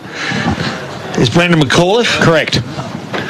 So Brandon McAuliffe got the 1. Yes. McDonald hasn't got the 1. I think this will be BMAC's first mark inside 50 for the day. So let's see if he can't get Morwell's second goal of the afternoon. It's going to be tricky, but there's a sort of goal that can lift a side. Off the boot, goes left, stays left. In fact, it needed to go a little bit more right. It hit the left upright, so it was being dragged across the face of goals, but their second score, Paul Carter, of the afternoon in this third quarter. That's it, both behind Poppy, taking Maul to 1-5-11, Leongatha 3-8-26, McDonald's Gippsland scoreboard. Maskell again brought it into this near side. The Parrots are persisting with coming to the grandstand side. As the umpire from 20, maybe 60 metres away called this one. It's going to go to Heppel on the defensive 50 for the Parrots. Just as the Tigers were about to put it back inside forward 50 again. So this time the Parrots want to keep it to this grandstand side. It's the only way you're going to score, I think, on this game. And Heppel had 2 bites at it. It was a strong mark on centre wing. That man Marriott. Yep, Marriott has it. Looks down the line. Doesn't want to go back down towards the centre part of the ground. He wants to keep it on this top side. It's a wobbly kick, and it's going to go out of bounds on the full, even with the breeze. And Sam Walsh will have it for the Tigers. He's been good all year for the Tigers across half-back. That kick, though, got through the hands of a couple of Parrots. Squeezed a handball out there to Travis Nash. His kick was partially smothered by Lopez. We'll see another boundary throw in right in front of us, right in front of the Leongatha coaching staff on a tough Saturday afternoon. Hopefully the fire's going. or the electric blankets on, cup of tea, cup of coffee, whatever your choice of drink is, and you're enjoying this big call between Morwell and Leongatha. Left half back flank for Morwell. They've been pretty resilient for most of the day. They haven't really hit the front at any stage, but I tell you what, they've hit the body pretty hard, and they've assured Leongatha that they're aware there's a contest. And there's definitely a contest on here. So it gets to half forward now. It gets over the back to Walsh. Gnoodle Hamble in tight. Musil to Wetherill to Bailey. His kick towards the wing. And dropping the marker there was the Leongatha wingman. And he tried to get it close towards the boundary line. In the end, it was Lamers. Working hard at ground level was Jacobson. Low presses there as well. There's lots of numbers around it. And we'll have another boundary throw in. Definitely on at the moment, the Tigers. The first 5 minutes have been great pressure. They just need to get a goal. 6 minutes in. 15 point is the margin. Half forward flank build up for the Parrots. Willis taps it down. Marriott was there. Head over the football. They dive on him. Squeezed a handball out. He tried to. Jacobson was there for the Tigers, as was Bowman and Bailey. And the umpire will do it again. Must be getting close. Mel Mackey's getting vocal. We love his passion. He's a great supporter of local football, and he loves his Parrots. Bailey from the stoppage. Little kick goes only 10-15 metres. The umpire said play on. Running through was Forrester. He just tapped it towards the Tigers. Brereton gave it off to McFarlane. His kick towards an open space. It is a one-on-one foot race. It's Brandon McDonald. Leading out there is Nash. He got a handball away to some open space. Stone and Hillier. Stone props over it, puts his body, and professionally done. Wins a free kick, and the Leongatha side are away. They get it over to the run. Was it Hanley on the far side? Kicks towards half forward at the toes of Jack Hume. And over it goes, boundary throw in. That was better acting than Amber Heard, wasn't it, over there on the right half foot flank? I mean, I'm talking about a performance in Aquaman too, by the way. Yeah, exactly. Yeah, of course. The ball left half forward flank for Leongatha. 7 minutes gone, third quarter. The Parrots 3-8, Morwell 1-5. Contest still alive. Stay with us. Ball knocked forward, starting to threaten the forward 50 of Leongatha. They're all beaten to the ball by the boundary, 60 metres out from Leongatha's goals. It's been one of those days where there hasn't been a whole lot of standout players, but there's been a lot of endeavour by most players. Unknown caller.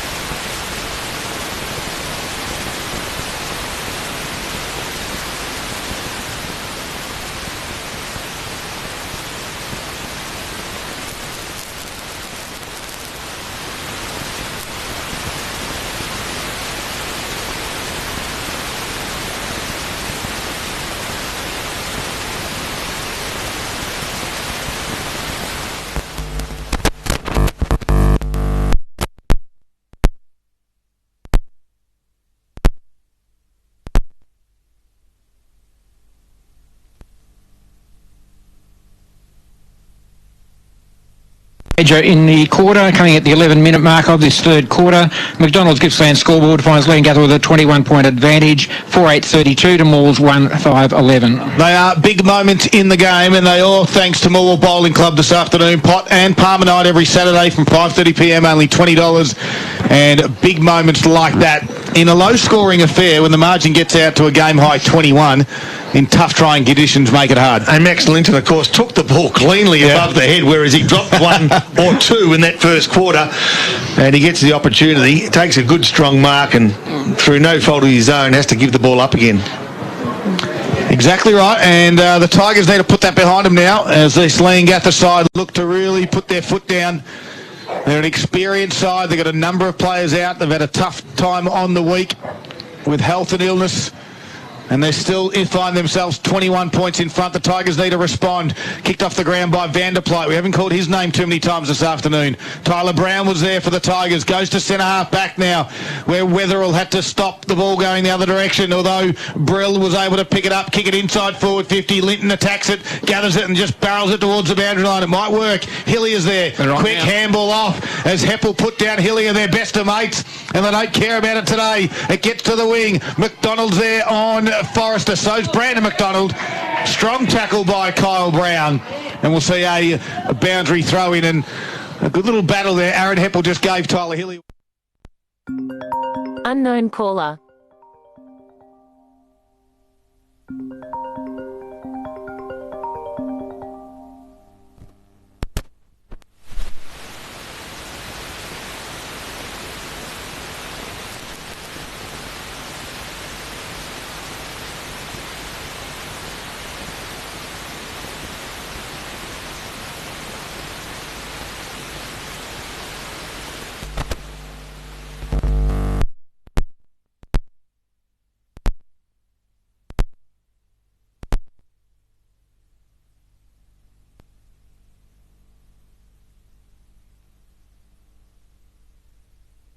Contrast to the second quarter, so it's a great effort by the Tigers. Inside forward 50s. 6-2 Morwell's way. Yes, and just not resulting on the scoreboard, is it? No, although at half-time they were 1-3, they're now 1-5, so they've managed 2 points for those 6 entries.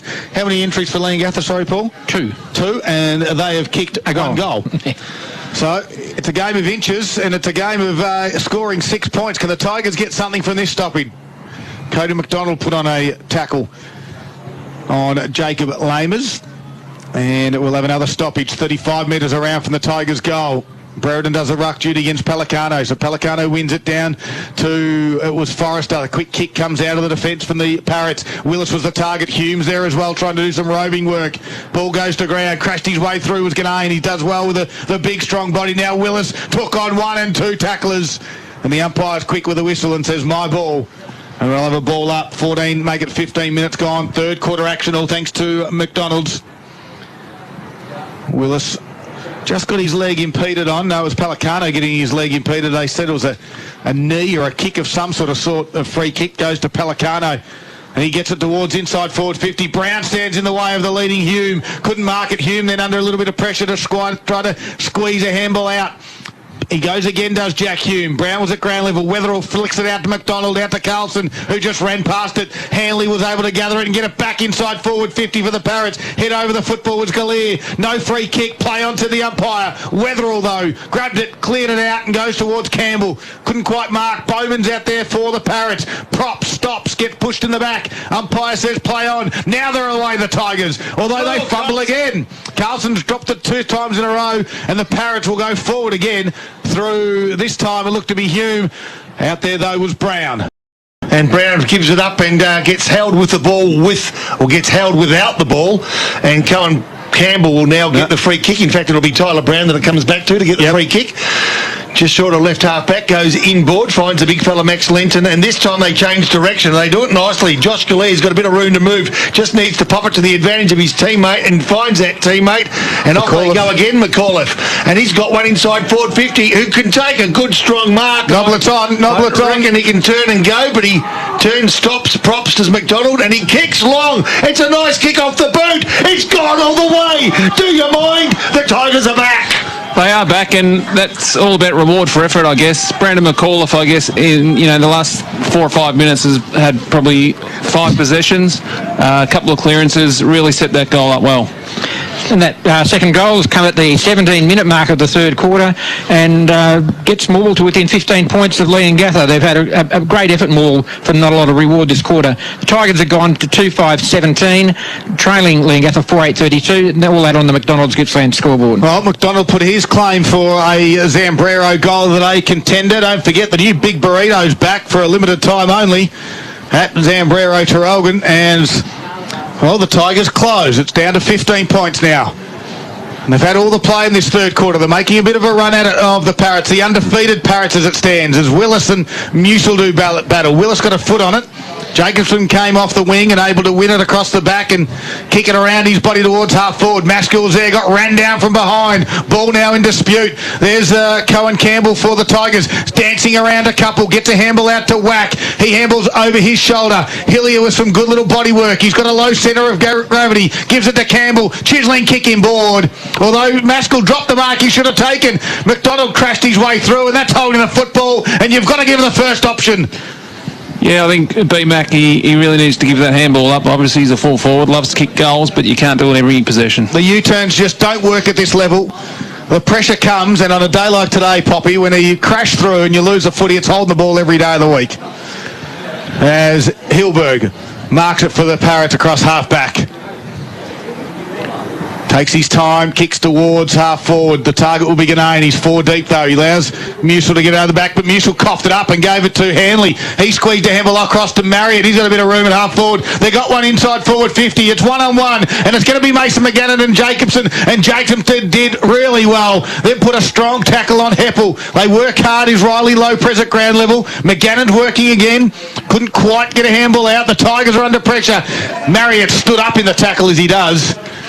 And they hold things up. Great work by Jacobson. He's probably not known for his backing back into packs, but that was really well done. It was a certain goal. Mason McGannon was the one.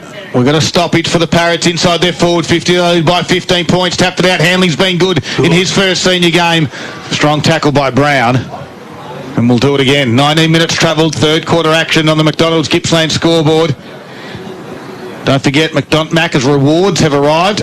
As Musil from this stoppage got a handball out. It gets towards the boundary. Poppies are pretty excited about this game of football. It's just starting to heat up. Or it could be something else that's happening on his phone at the moment as well. Whack was there. Head over the football was Marriott. Picked up there by Whack. Coming the other way was Grant. Gave a handball to Hillier and the Tigers.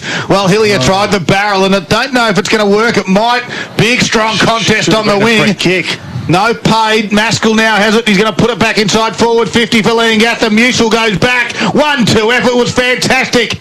Won his own ball. Gived it to Jacobson and got it out to Noblet. So Noblet had their chance, run over it, but quick kick forward. Muller got the numbers of the half-back line. Brandon McAuliffe, who's been good, risks it, goes in the corridor, in defence. What should have been attack has turned into defence. A quick kick for goal. They'll make you pay every time, the Parrots, and he does it nicely, Aaron Heppel, and that's one that got away for the home side.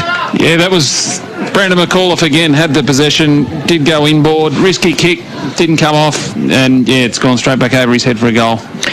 Leongatha now out to a 21-point lead again. They are 5-8-38 on the McDonald's Gippsland scoreboard, leading Morwell, who are 2-5-17. We've played 20 and a half minutes into this third quarter. Around the ground scores, thanks to Harvey Norman finishing Gippsland. And in the MCG clash, it is the Tigers 13-10-88, Collingwood at 8-11-59, 90-minute mark of the last quarter. And I think Wade's pretty happy that my computer's about to die as Leongatha go forward again through Vanderpleit. Inside 50 they go. Wetherill punches it forward. It's a foot race on Brill, the first gamer, and Galea. Galea tapped it towards Carlson, who got it back towards the direction of Wetherill, who ran on. They cough it up. Big, strong tackle from Wetherill. And that was on McGannon. And the umpire will ball it up. 21 minutes gone, third quarter. And when the Tigers press the Leongatha side just steady. And they get the all-important one through Heppel again as Musil's done a power of work, tapped it out. Tigers have got some numbers. Brown gave it to Lopez to Bailey, who now kicks it towards the wing, just inside the field of play, and over it goes. Boundary throw-in. 21 minutes gone. Morwell 2-5. Leongatha 5-8. Leongatha still in control. But Morwell at various times throughout the afternoon have surged in patches. Some of them have resulted in goals, but not a lot. Hence the score, just 2 goals, 5. But still very much in the game. They need to kick 2 in a row. Made the point of the half-time. Still believe that's the case. As a good, strong marks taken by Max Linton. Right back pocket. Looks left, will go right, the defensive side of the ground, given the weather. Can he find? He can. His teammate in Zach Carlson. Been pretty good today. Like the way he moves. Goes towards a teammate further down the line, around about outer side wing. Can they keep the ball in? They can. That's the Parrots that can. But only momentarily, I'd suggest, as Musil now dances around one. Gives it off the handball, not great. Puts his teammate under pressure. Whack on the end of it. Gives it back to Musil. We've said that a few times this afternoon. The handball didn't find the man, and because of the slippery nature of the ball, it'll go over the boundary line. Leongatha 5-8, Morwell 2-5. The ball at the moment left half forward flank. The Parrots into attack. Comes back in. Musil had the behind spot as the big tap by Willis came down. A quick kick by Bailey. Got to go in the Tigers' way. Coming off the line there was Sovereign.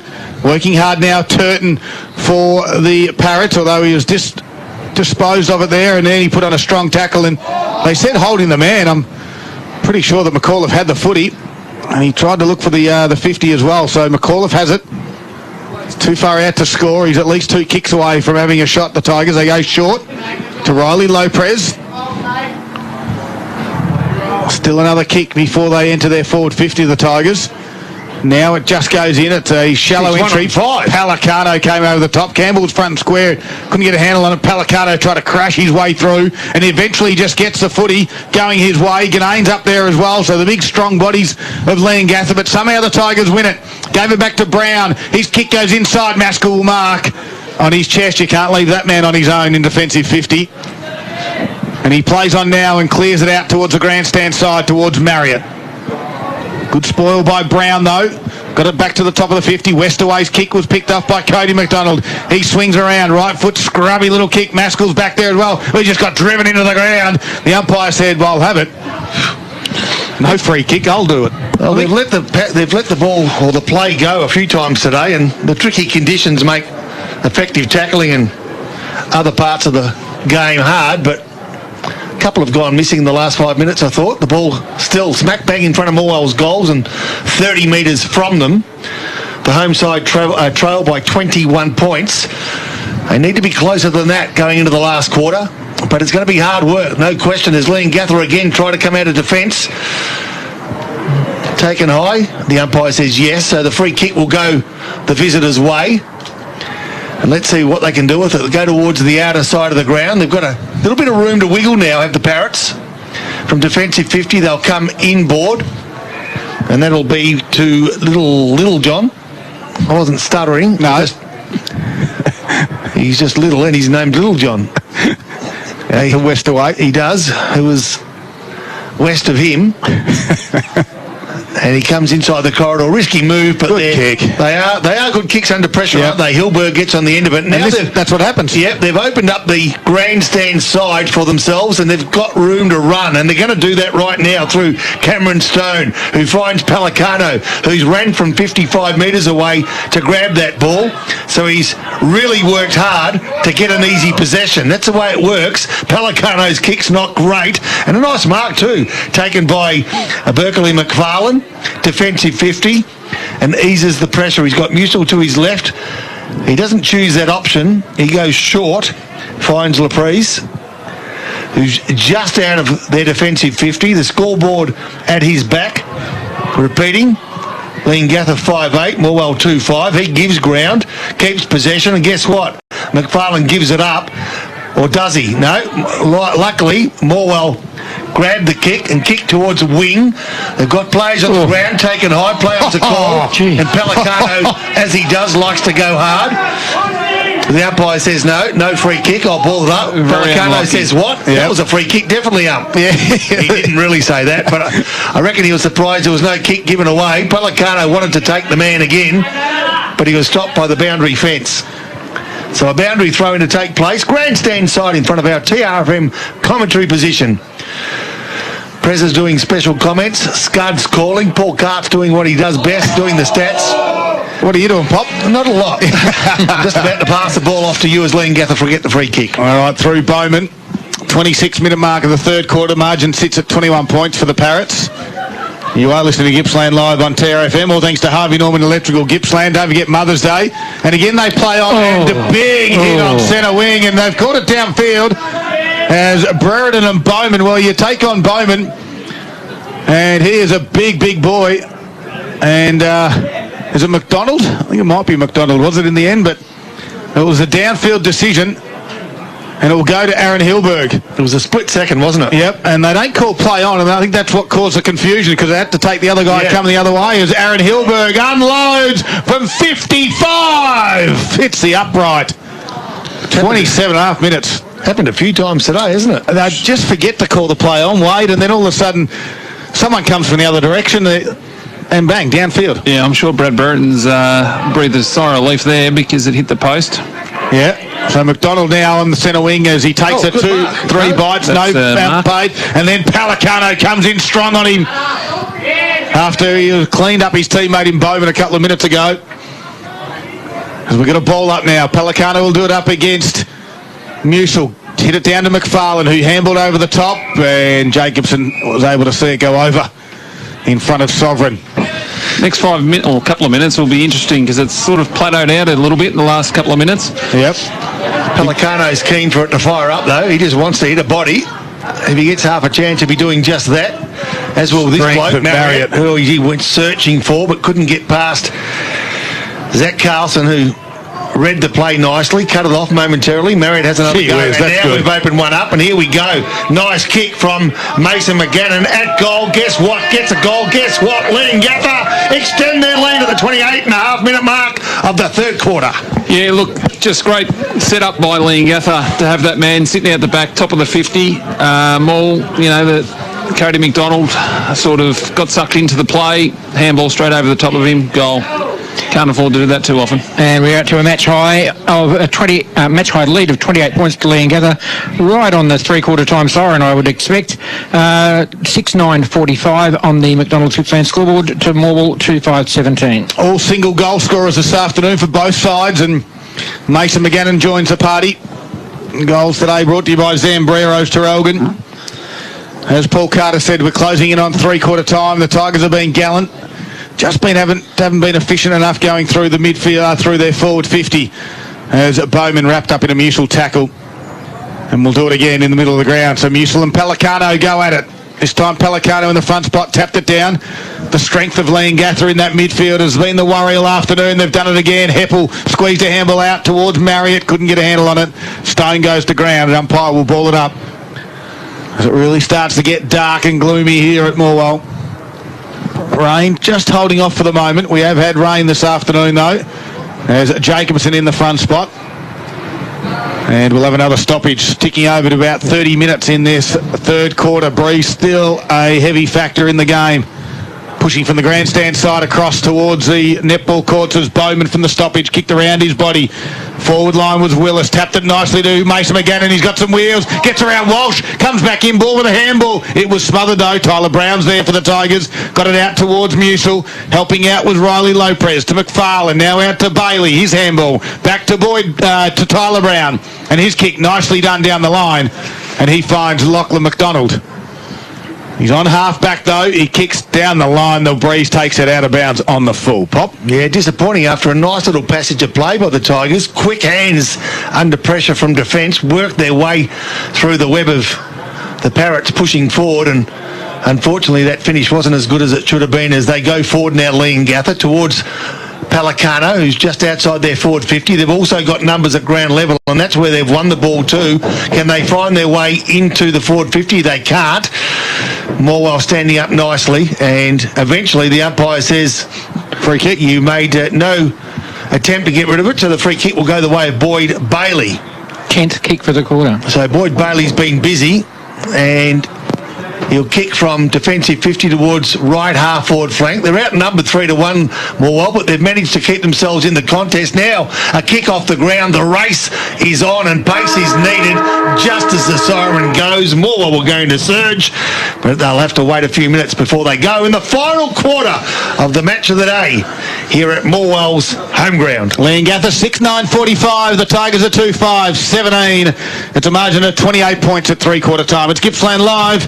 A quick break. 1 quarter to go in round 5 of the Alinta Energy Gippsland League. We do it for Harvey Norman Electrical Gippsland. Ladies and gents, this is the moment you've waited for. The Random 20 Countdown.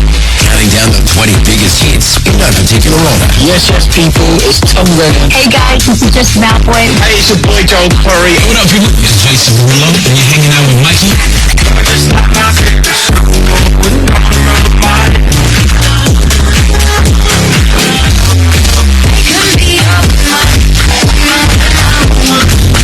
The Random 20 Countdown with Mikey.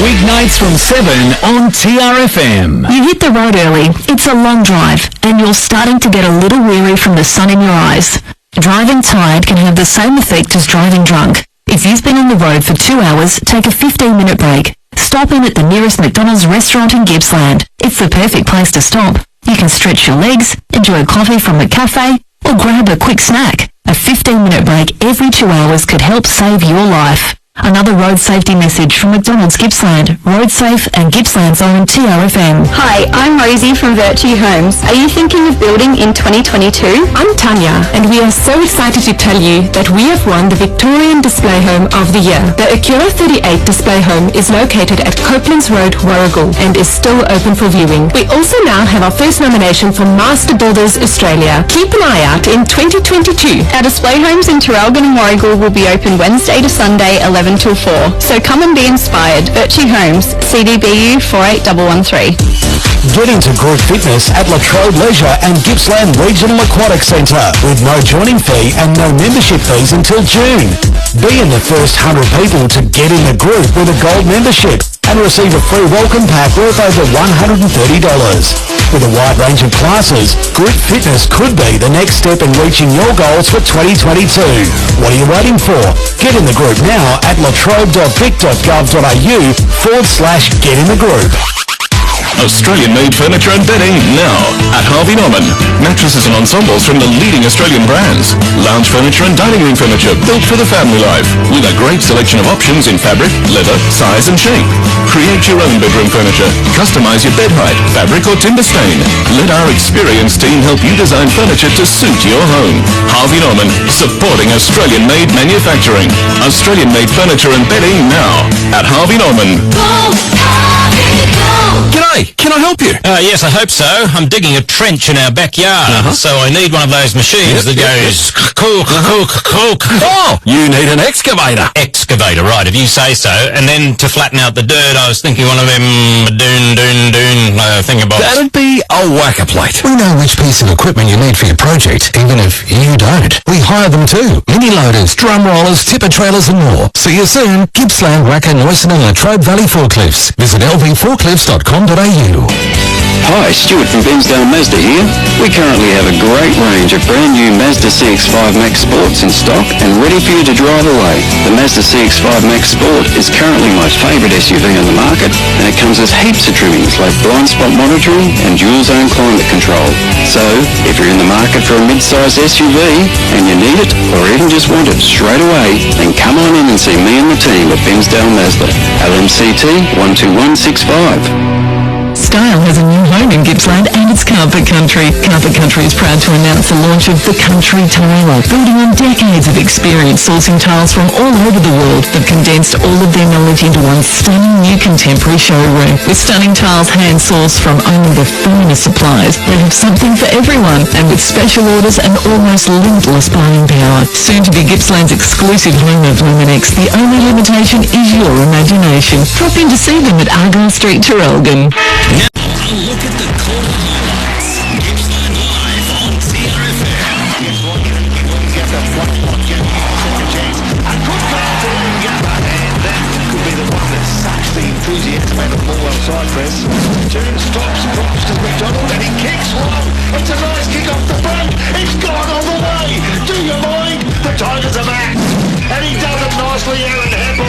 And that's one that got away for the home side. The Harvey Norman Computers Gippsland. Save on HP, Lenovo and Acer today. 3 down, 1 to go. The final quarter is about to start. This is Gippsland Live on TRFM. Three-quarter time, and it is Leongatha. They put the foot down that quarter, 3-1. The Tigers were gallant, but the Leongatha side just a little bit more polished. And they get out to a 28-point margin, 6-9-45, Leongatha. Morwell, a 2-5-17. All the inside 50s will favour the Tigers, but they couldn't capitalise on the scoreboard. Paul Carter for Gippsland Ozuza Ute this afternoon. Some of the key stats. Well, the inside 50s actually went to Leongatha in the end with some late ones there, 13-12, but it was so close. But you'll find that the lead's gone out by another 11 points, so a lot of effort. Unfortunately, not a lot of reward. Final quarter, all thanks to Harvey Norman Computers Gippsland. Here's Rob Popplestone. Pelicano for Leongatha up against Musil for Morwell. Pelicano gets the tip.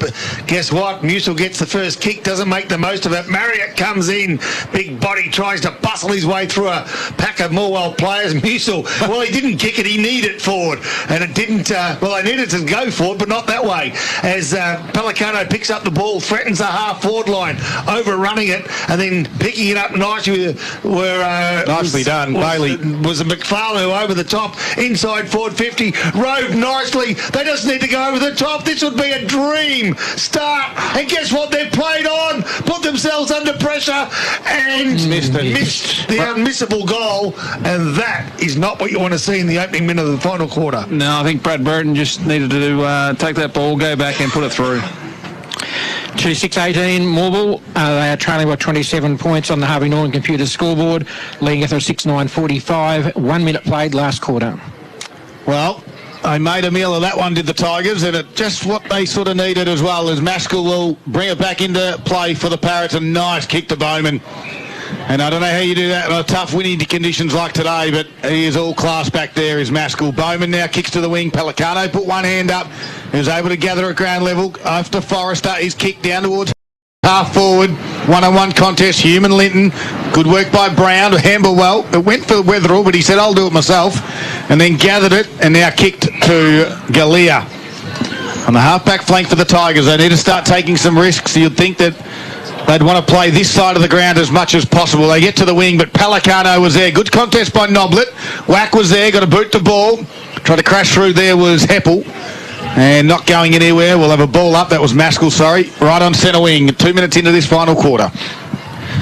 So here we go. Musil goes early, but gets hand on ball. Can't find a teammate, and that's important because now Leongatha, they do it quickly around the body. A nice kick forward by Little John. Now it goes forward towards their forward 50. The visitors, they're being pretty good, pretty solid all day. They're probably only one or two from really putting this to bed as Jack Hume goes forward out of play. On the full, I'd suggest the boundary umpire a little bit behind. No, not quite. No, not quite out of play. On the full at least. 2 minutes gone, final quarter. Morwell 2 goals 6. Leongatha 6 goals 9. Leongatha just metres from their goals, deep into attack as Musil gets the tap towards the boundary line. Nice defensive tap it is, but nicely picked up by Tyler Brand. His kick around the body finds Laprise, who plays on quickly, and off they go. Nice kick by Hillier down the line. It needed to be even better, didn't it? Because in these tricky conditions, the ball can be taken where you don't want it to be, and that's what happened. So Forrester had it. He went backwards to Stone, who just had to fumble, then gather and kick to Pelicano, and he did. Nicely done. As his left foot kick goes down the line, Ganane's the target. Spoil over the back from Wetherill was good. And we'll have another ball up. The Leongatha forwards are just always in front, always on the move. Even if they're walking, they're always, ready to react if the ball comes forward. Absolutely right. Richmond are leading by 22 points as we speak, and I think Gold Coast, in fact, Gold Coast have got the lead over Sydney. Yeah, 61-75 in that particular game, so only a couple of minutes to go there. Could be a big upset on the cards. As this ball now gets towards the wing area, there'll be a free kick over the shoulder against Noblet, will go in the way of Forrester. As he comes inboard to Bowman, is able to wheel and go with a left foot kick over the top of Hume's head. Spoiled by Linton was good. Wetherill was back there as well. Got a boot to ball. Nice work by Hanley. Squeezed a handle out to Cameron Stone. And from one step, puts it on the boot, but misses. Kicked it to the near side. Minor score. And that is on your Harvey Norman Computers Gippsland scoreboard. Upgrade to a brand new mobile phone, unlocked or on a plan at Harvey Norman Computers Gippsland. It's a 28-point lead to Leongatha, 4 minutes into the last quarter. So Brown again, he's racked them up this afternoon for Gippsland Isuzu Ute. Stat-wise for Tyler Brown, Paul Carter. It's 26 now. From a half-back flank, not bad. He gave it to Jacobson. He got around the guy on the mark, kicked towards the wing. McDonald was the target. That was Brandon. Cody McDonald was square and couldn't quite gather it. The Tigers look home in the game of the MCG. Wade, 17-11-113. The Tigers. Collingwood at 12-13-85. What was that score, sorry? 17-11-113. Collingwood just kicked a point. Jeez. Okay. So this play... sorry, what was that score? Yes, 17-11 for the Tigers, 113. Collingwood 12-13-85. Pop. All right, here we are. Morwell 2-6-18. The Tigers doing it tough here in comparison to the MCG, where they've played pretty well today. Nicely done. Morwell have been good. Leongatha have been better. Left half forward flank. The ball will be taken by the field umpire for a ball up. Pelicano gets the tap. Musil, nicely done. Quick hands on the end of it. He's been good today. Boyd Bailey feeds it off and off they go. The Tigers defence into attack real quick and a good mark on the arc of 50. They haven't given it up yet. Brandon McDonald, who's kicked a goal. He's going to go for his second. It's a long kick. Needs a favourable bounce. Doesn't get it. Through for a minor score. Really needed to look to dish that one off. He was out of his distance range and really needed to handball or find a pass. Yep. Morwell 2-7-19, Leongatha 6-10-46, Harvey Norman Computer scoreboard, 6-minute mark, final quarter. It's been those moments throughout the day the Tigers haven't been able to capitalise, and Leongatha's smarts and experience have. That's all thanks to the Morwell Bowling Club this afternoon. Pot and Palmer night tonight. This ball back half forward for the Tigers. Brereton handballed over his shoulder, and working hard there was Jacob Lammers to see it go over for a boundary throw-in. Right in front of Campbell Blewett as well, who's been a solid defender. He does the team thing, does Campbell Blewett, as the ball comes back into the field of play. Musil in the front spot. Going to ground there was McAuliffe. Got it to McFarlane, who's been busy. To Musil, now to Brereton. In a bit of trouble. Nicely done, though, to Hillier. He's under pressure. Got his kick away. Gets to the back. It does, and Noblet's there. And he goes down and takes the mark, and he'll go back tight angle. This is a tough shot from here. The breeze is absolutely blowing a gale from right to left. He's on a fairly tight angle on the grandstand side at Morwell, kicking towards the highway end of the ground. We're looking over his shoulder here, Scud, so you'll be able to take us home. Well, each goalpost is blowing about 2 metres. Yep. To the left, so he's going to have to start it fairly much to the right, and that's a nice kick. No. Well, didn't deviate at all. I thought he started in the right direction, but probably didn't give it enough air. I think he drilled it into the wind and, Morwell now 2-8-20, trailing by 26 points, leading at a 6-10-46. Harvey Norman Computers scoreboard, 7-minute mark, final quarter. Justin Pelicano has just limped off. Well, don't forget the best range in brands of Apple, Samsung, Nokia, Oppo and more at Harvey Norman Computers Gippsland. And of course, Mother's Day is tomorrow. For all the Mother's Day mothers out there, I hope you have a wonderful day. Make sure the family look after you like you deserve. Be going around to my mum's for breakfast tomorrow. Sounds good. I'll be there early. Hopefully she makes something nice for Mother's Day. You should take something around, Poppy. Yes, I should. Yeah, as the Maskell brought it back in, the Tigers there through McAuliffe. Handball was picked off. Turton grabbed it for the Parrots, put it towards centre half forward. Linton's in a little bit of strife. He slipped over at the crucial stage, but able to get up. And then he coughed it up and gave the handball to Heppel. He kicks to open space. Aaron Hilberg's just going to stop, prop, gather, left foot kick and put it through for a point. Gee, they've had their chances too, haven't they, Leongatha, at occasions? Certainly have the margin out, 27 points. I think the scoreboard's a fair reflection, Carts, of just how the game's unfolded today. Certainly there's a total of 8 goals, 19 between the two. Well, it's been one of those afternoons. The ball comes back to Walsh. Yeah, it does. So Walsh in the right back pocket, looks up forward, not a whole lot of options, wants to go left and thinks, no, I'm not going to do that. Goes short, and that man again, in Boyd Bailey, gets a mark. Took him a couple of grabs. He waits, draws a player, and then gives it off. Comes grandstand side. Musa will provide the contest, as he does so well. A quick kick forward. Probably find the boundary. Will it? Yes, it will. That's a nice piece of play by Morwell. He's been busy too, the young fella in Cody McDonald. A couple of his disposals haven't been great, but his endeavour's been good and his speed's good. That's the difference, isn't it? Yeah. Just the disposal and the execution by hand and foot. Willis tries to tap it out the back, and he does so. Can he find a teammate he can? A quick kick for. They, again, go towards their forward 50. Good numbers around the ball by Liam Gather. Spills out. Ganane takes the ball, tries to take the tackle and can't. The umpire will take control. Well, lights are on here at Morwell. Dark, gloomy Saturday afternoon. Hopefully you found a nice warm spot as Liam Gather look to remain undefeated in the Gippsland League after 5 rounds. Comfortably at the moment by 27 points. Final quarter action. McFarlane there spun around the tackle, got a handball out to Carlson, who just fumbled his way through. Eventually it spills out. No, it's nice, clean work by Marriott. His handball missed though. Hanley's been busy for the Parrots. Heppel's in there as well. Tight little space. Kick was smothered.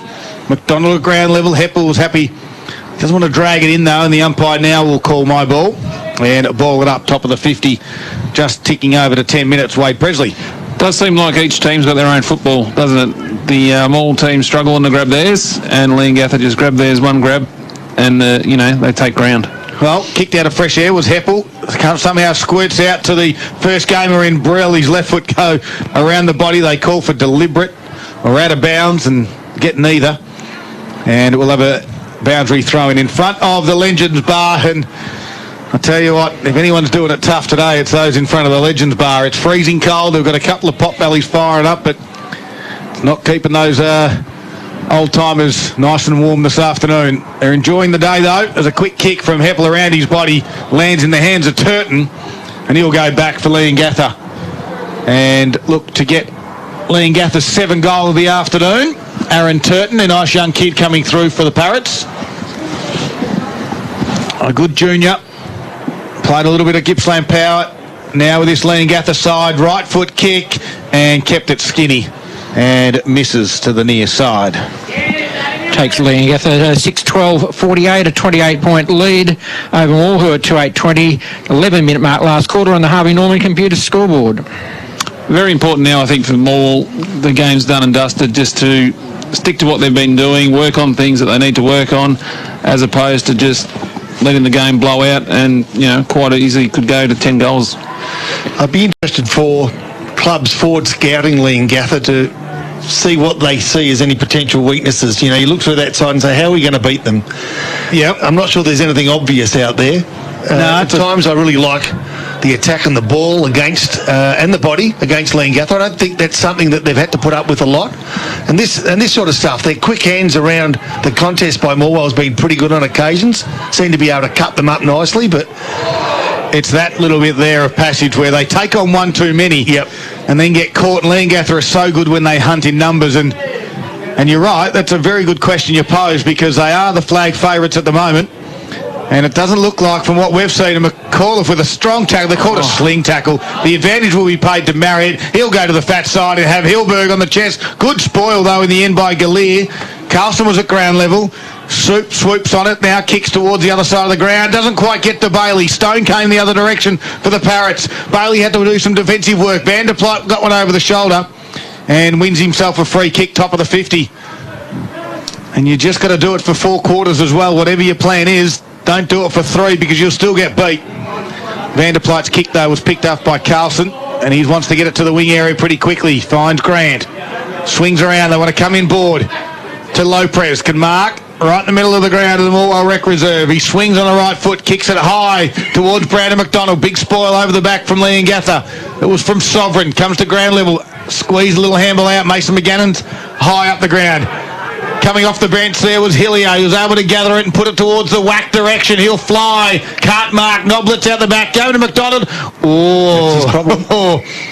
Well, he was hard up against the boundary line in front of the scoreboard, and he put it 15 rows back. Out of bounds on the full.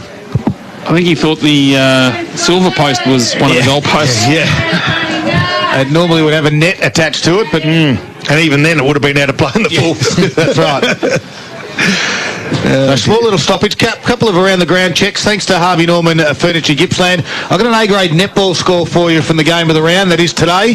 Morwell Leongatha. Morwell win that one 46 to Leongatha 25. So two sides coming in undefeated in A-grade netball, and the Tigers come out on top 46 to 25. But however, as we said, it's also been tough for some of the netball girls as well, missing a lot through injury. So two sides up at the top of the table, and a good contest this afternoon. As this ball comes back towards the grandstand side, we've got a boundary throw in. Right half forward flank, Morwell to attack. They're trailing by 28 points. Doesn't seem like a lot, but in the context of this game, it's a fair old margin, given that they've only kicked 20 points themselves in 3.5 quarters of football. Tap forward by Willis, found a teammate. Marriott overrun it. Nicely played, Morwell. Can they get through? They can. They can get through one. Can they get through two? They can. The player that I speak of was Brandon McAuliffe. Goes inboard. Good work by McFarlane, who again goes inboard, but they're beaten to it. They've just got numbers where it matters, Leongatha, and when the pressure's right on, they really rise to the occasion. On the end of this is going to be Lemurs, who goes towards right half forward flank, and a good mark's been taken by Jack Hume, who quickly plays on and kicks to the teeth of the goal. There's not much there by way of green and gold, and finally it just spills over the line for another minus score. They've kicked a few of those today. It's now 6:13:49. Leongatha, Morwell 2:8:20.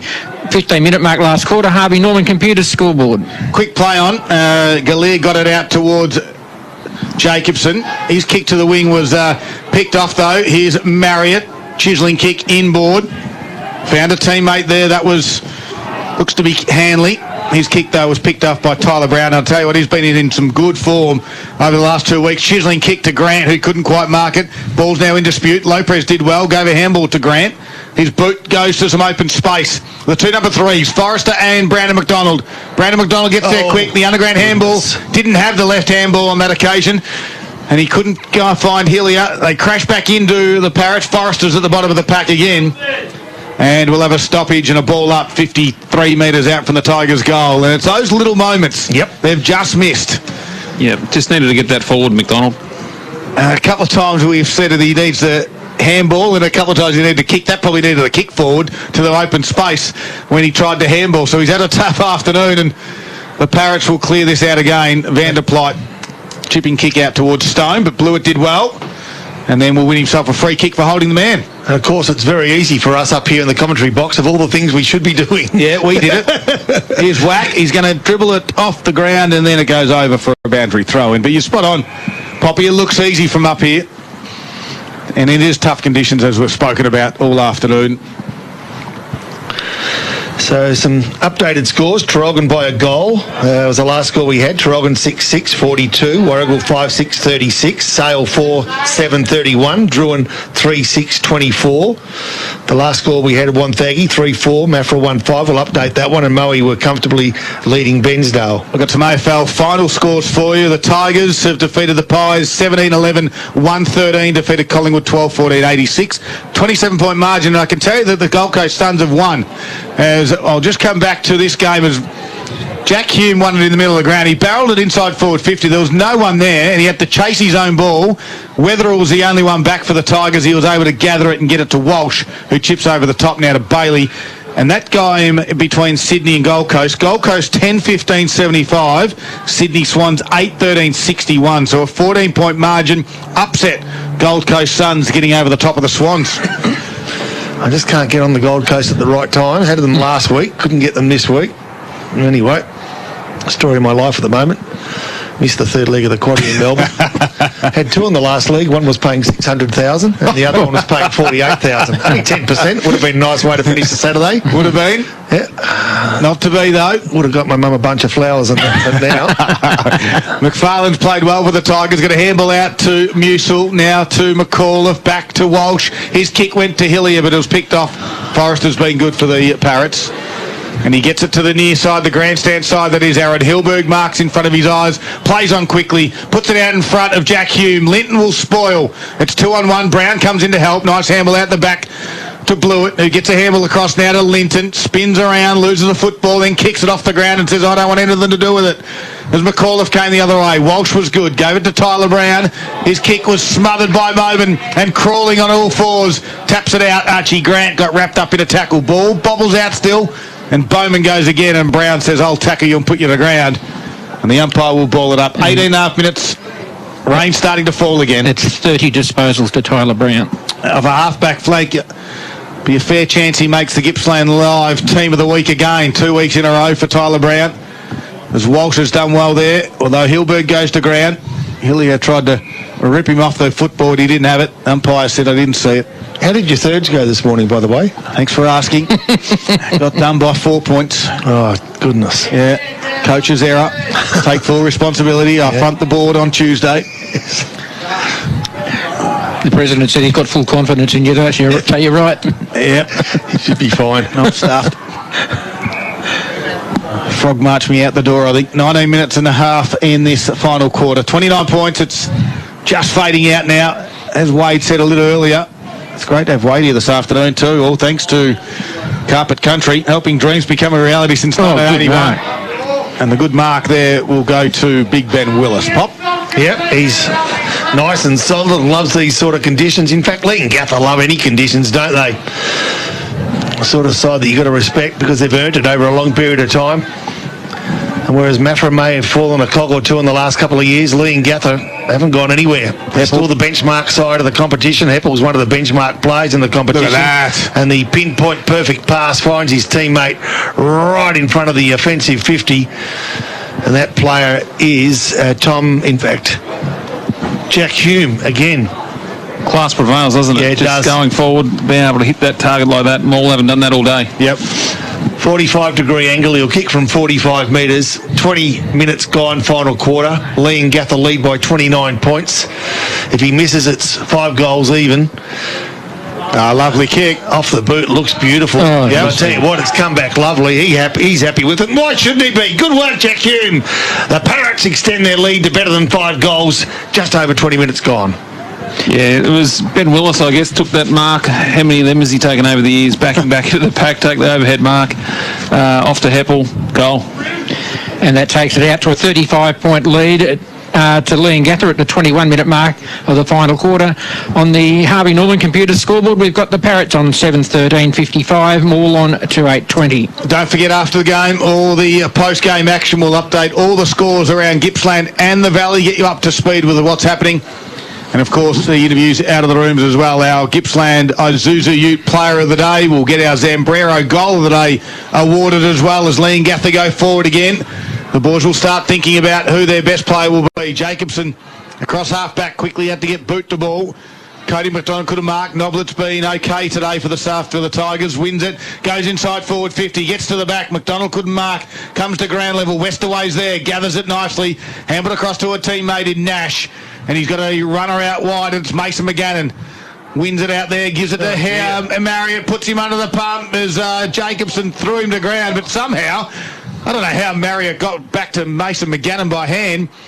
And they get the footy to half forward now as they give away a free kick, though, the Parrots. And it's going to go to the Tigers out there at half-back. It's Taylor Wetherill.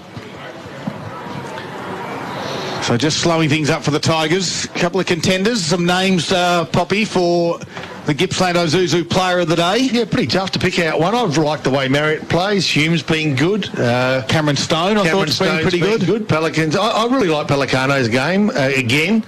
But, you know, it's one of these games all played well. They've just played their part. So it's going to be hard to pick 2 or 3 players out as contenders. But I thought Ned Hanley's done well for his first game of football as well.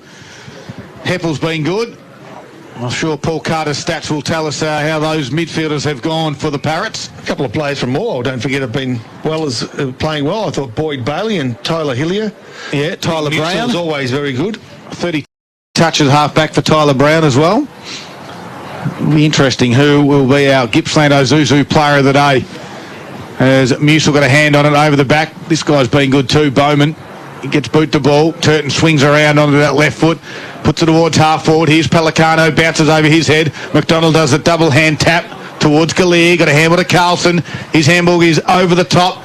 Trying to find a teammate there is Grant crashed his way through a couple of times. Coming in the other direction was Brown. Nice little squeezing handball on that occasion out.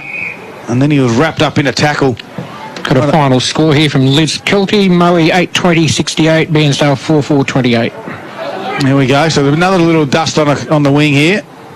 Moe getting the job done again as Willis taps it down. Hanley was back. Tunnel ball from Brown, and then Hanley had it again, and Brown put a tackle on him. Ball up. 23 and a half minutes gone. Leongatha's got this one. They remain undefeated after 5 rounds of footy. That's 35 points in favour of the Parrots. And Musil got it down. Heppel tried to punch it forward again. Good work across half-back on this occasion by Nash. The Tigers have got some numbers. McFarlane to Jacobson. Kick around the body was smothered by Mason McGannon, and then through the footy. The advantage will be paid to the Tigers. James Jacobson was on the end of it. Kicks to Brandon McDonald. Can't mark. Sovereign was back there. Wrapped up in a whack tackle. Still got him. The umpire says my ball. And we're going to ball up inside forward 50 for the Tigers. So the Tigers' goals are just 40 metres ahead. They haven't managed to threaten them too many times today. In fact, they only managed to find them twice, threaten them plenty. 8 behind. 2 goals 8 are Morwell. Leongatha 7 goals 13. As Sovereign takes the ball out of defence for Leongatha. Will he find the boundary? He will at right half-back flank. So no real surprises as far as I can see. I guess the Warragul-Traralgon game is going to come down to the wire. Yeah. Last three-quarter time score there, 36-42 in favour of the Maroons. And Druin weren't out of the game between themselves and Sale, just 7 points down, three-quarter time in that game. Wonthaggi had managed to keep Maffra at arm's length. But I reckon it might have been blowing a gale, or maybe even worse. In their home game against Maffra, the Power, of course. Warragul at the moment have got the edge on Traralgon. Wow. The Warragul side 8-8, Traralgon 7-7, whereas Sale have bounced away from drawn and lead by 21 points at the moment. So that could be another game from Warragul. As we said pre-game, you're just not sure what you're going to get from the goals. Well, I can tell you that Stony Creek have defeated Yunar by a point. Wow. And, of course, Stony Creek have the connection with Leongatha with their ex-coach, ex-player from Leongatha going over to coach over at Stony Creek.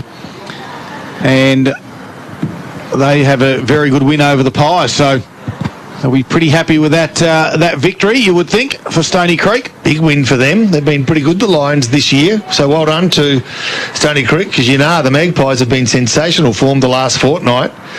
Got close games between Thorpedale and Ballara, and Morwell East were on top of Fish Creek. Foster bounced back against Newborough today in a big way, and Mooboo North may have got their first win in 4 rounds of football today against MDU.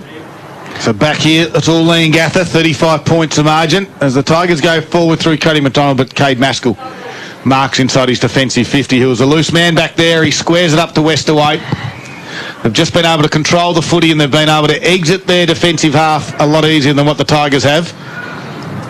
As Nash went short to Turton, got a handball out to Sovereign. Little chip kick will do the job, and gets to Ned Hanley. He's been busy this afternoon. Hanley's inboard kick to Little John was okay. And they can look at the ground they've got here. Mason McCannon is the one at centre half back. He's got Bowman or Willis, and he decides to go to Bowman. It's a better option because it was straight down the middle of the ground. It's centre half forward now. Bowman unloads for Leongatha, top of the square. Big fly there was from Brill. Comes to ground level. They tap it down. Pelicano had a fresh area. Eventually got his left foot on it, and it goes through for another goal. And Pelicano's got 2 this afternoon. The margin's out to 41 points. And in the end, it looks like a bit of a shellacking. Maskell's been really good at that all day, knowing when to drift off his player, fill that hole, take the mark, and they rebound, and there, exactly, straight a goal. Who was that? Pelicano. Yep.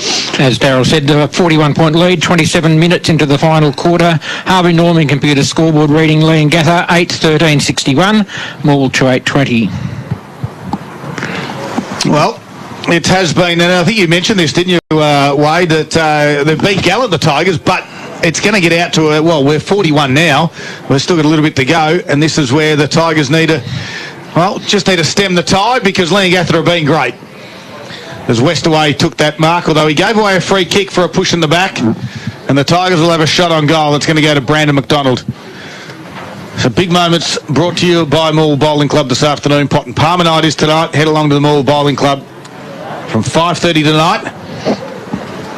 Just over half an hour's time. $20. You'll get one for the Morwell Bowling Club as Brandon McDonald comes in directly in front, puts it on its way, and misses. Yeah, he's had a dirty day, I suppose.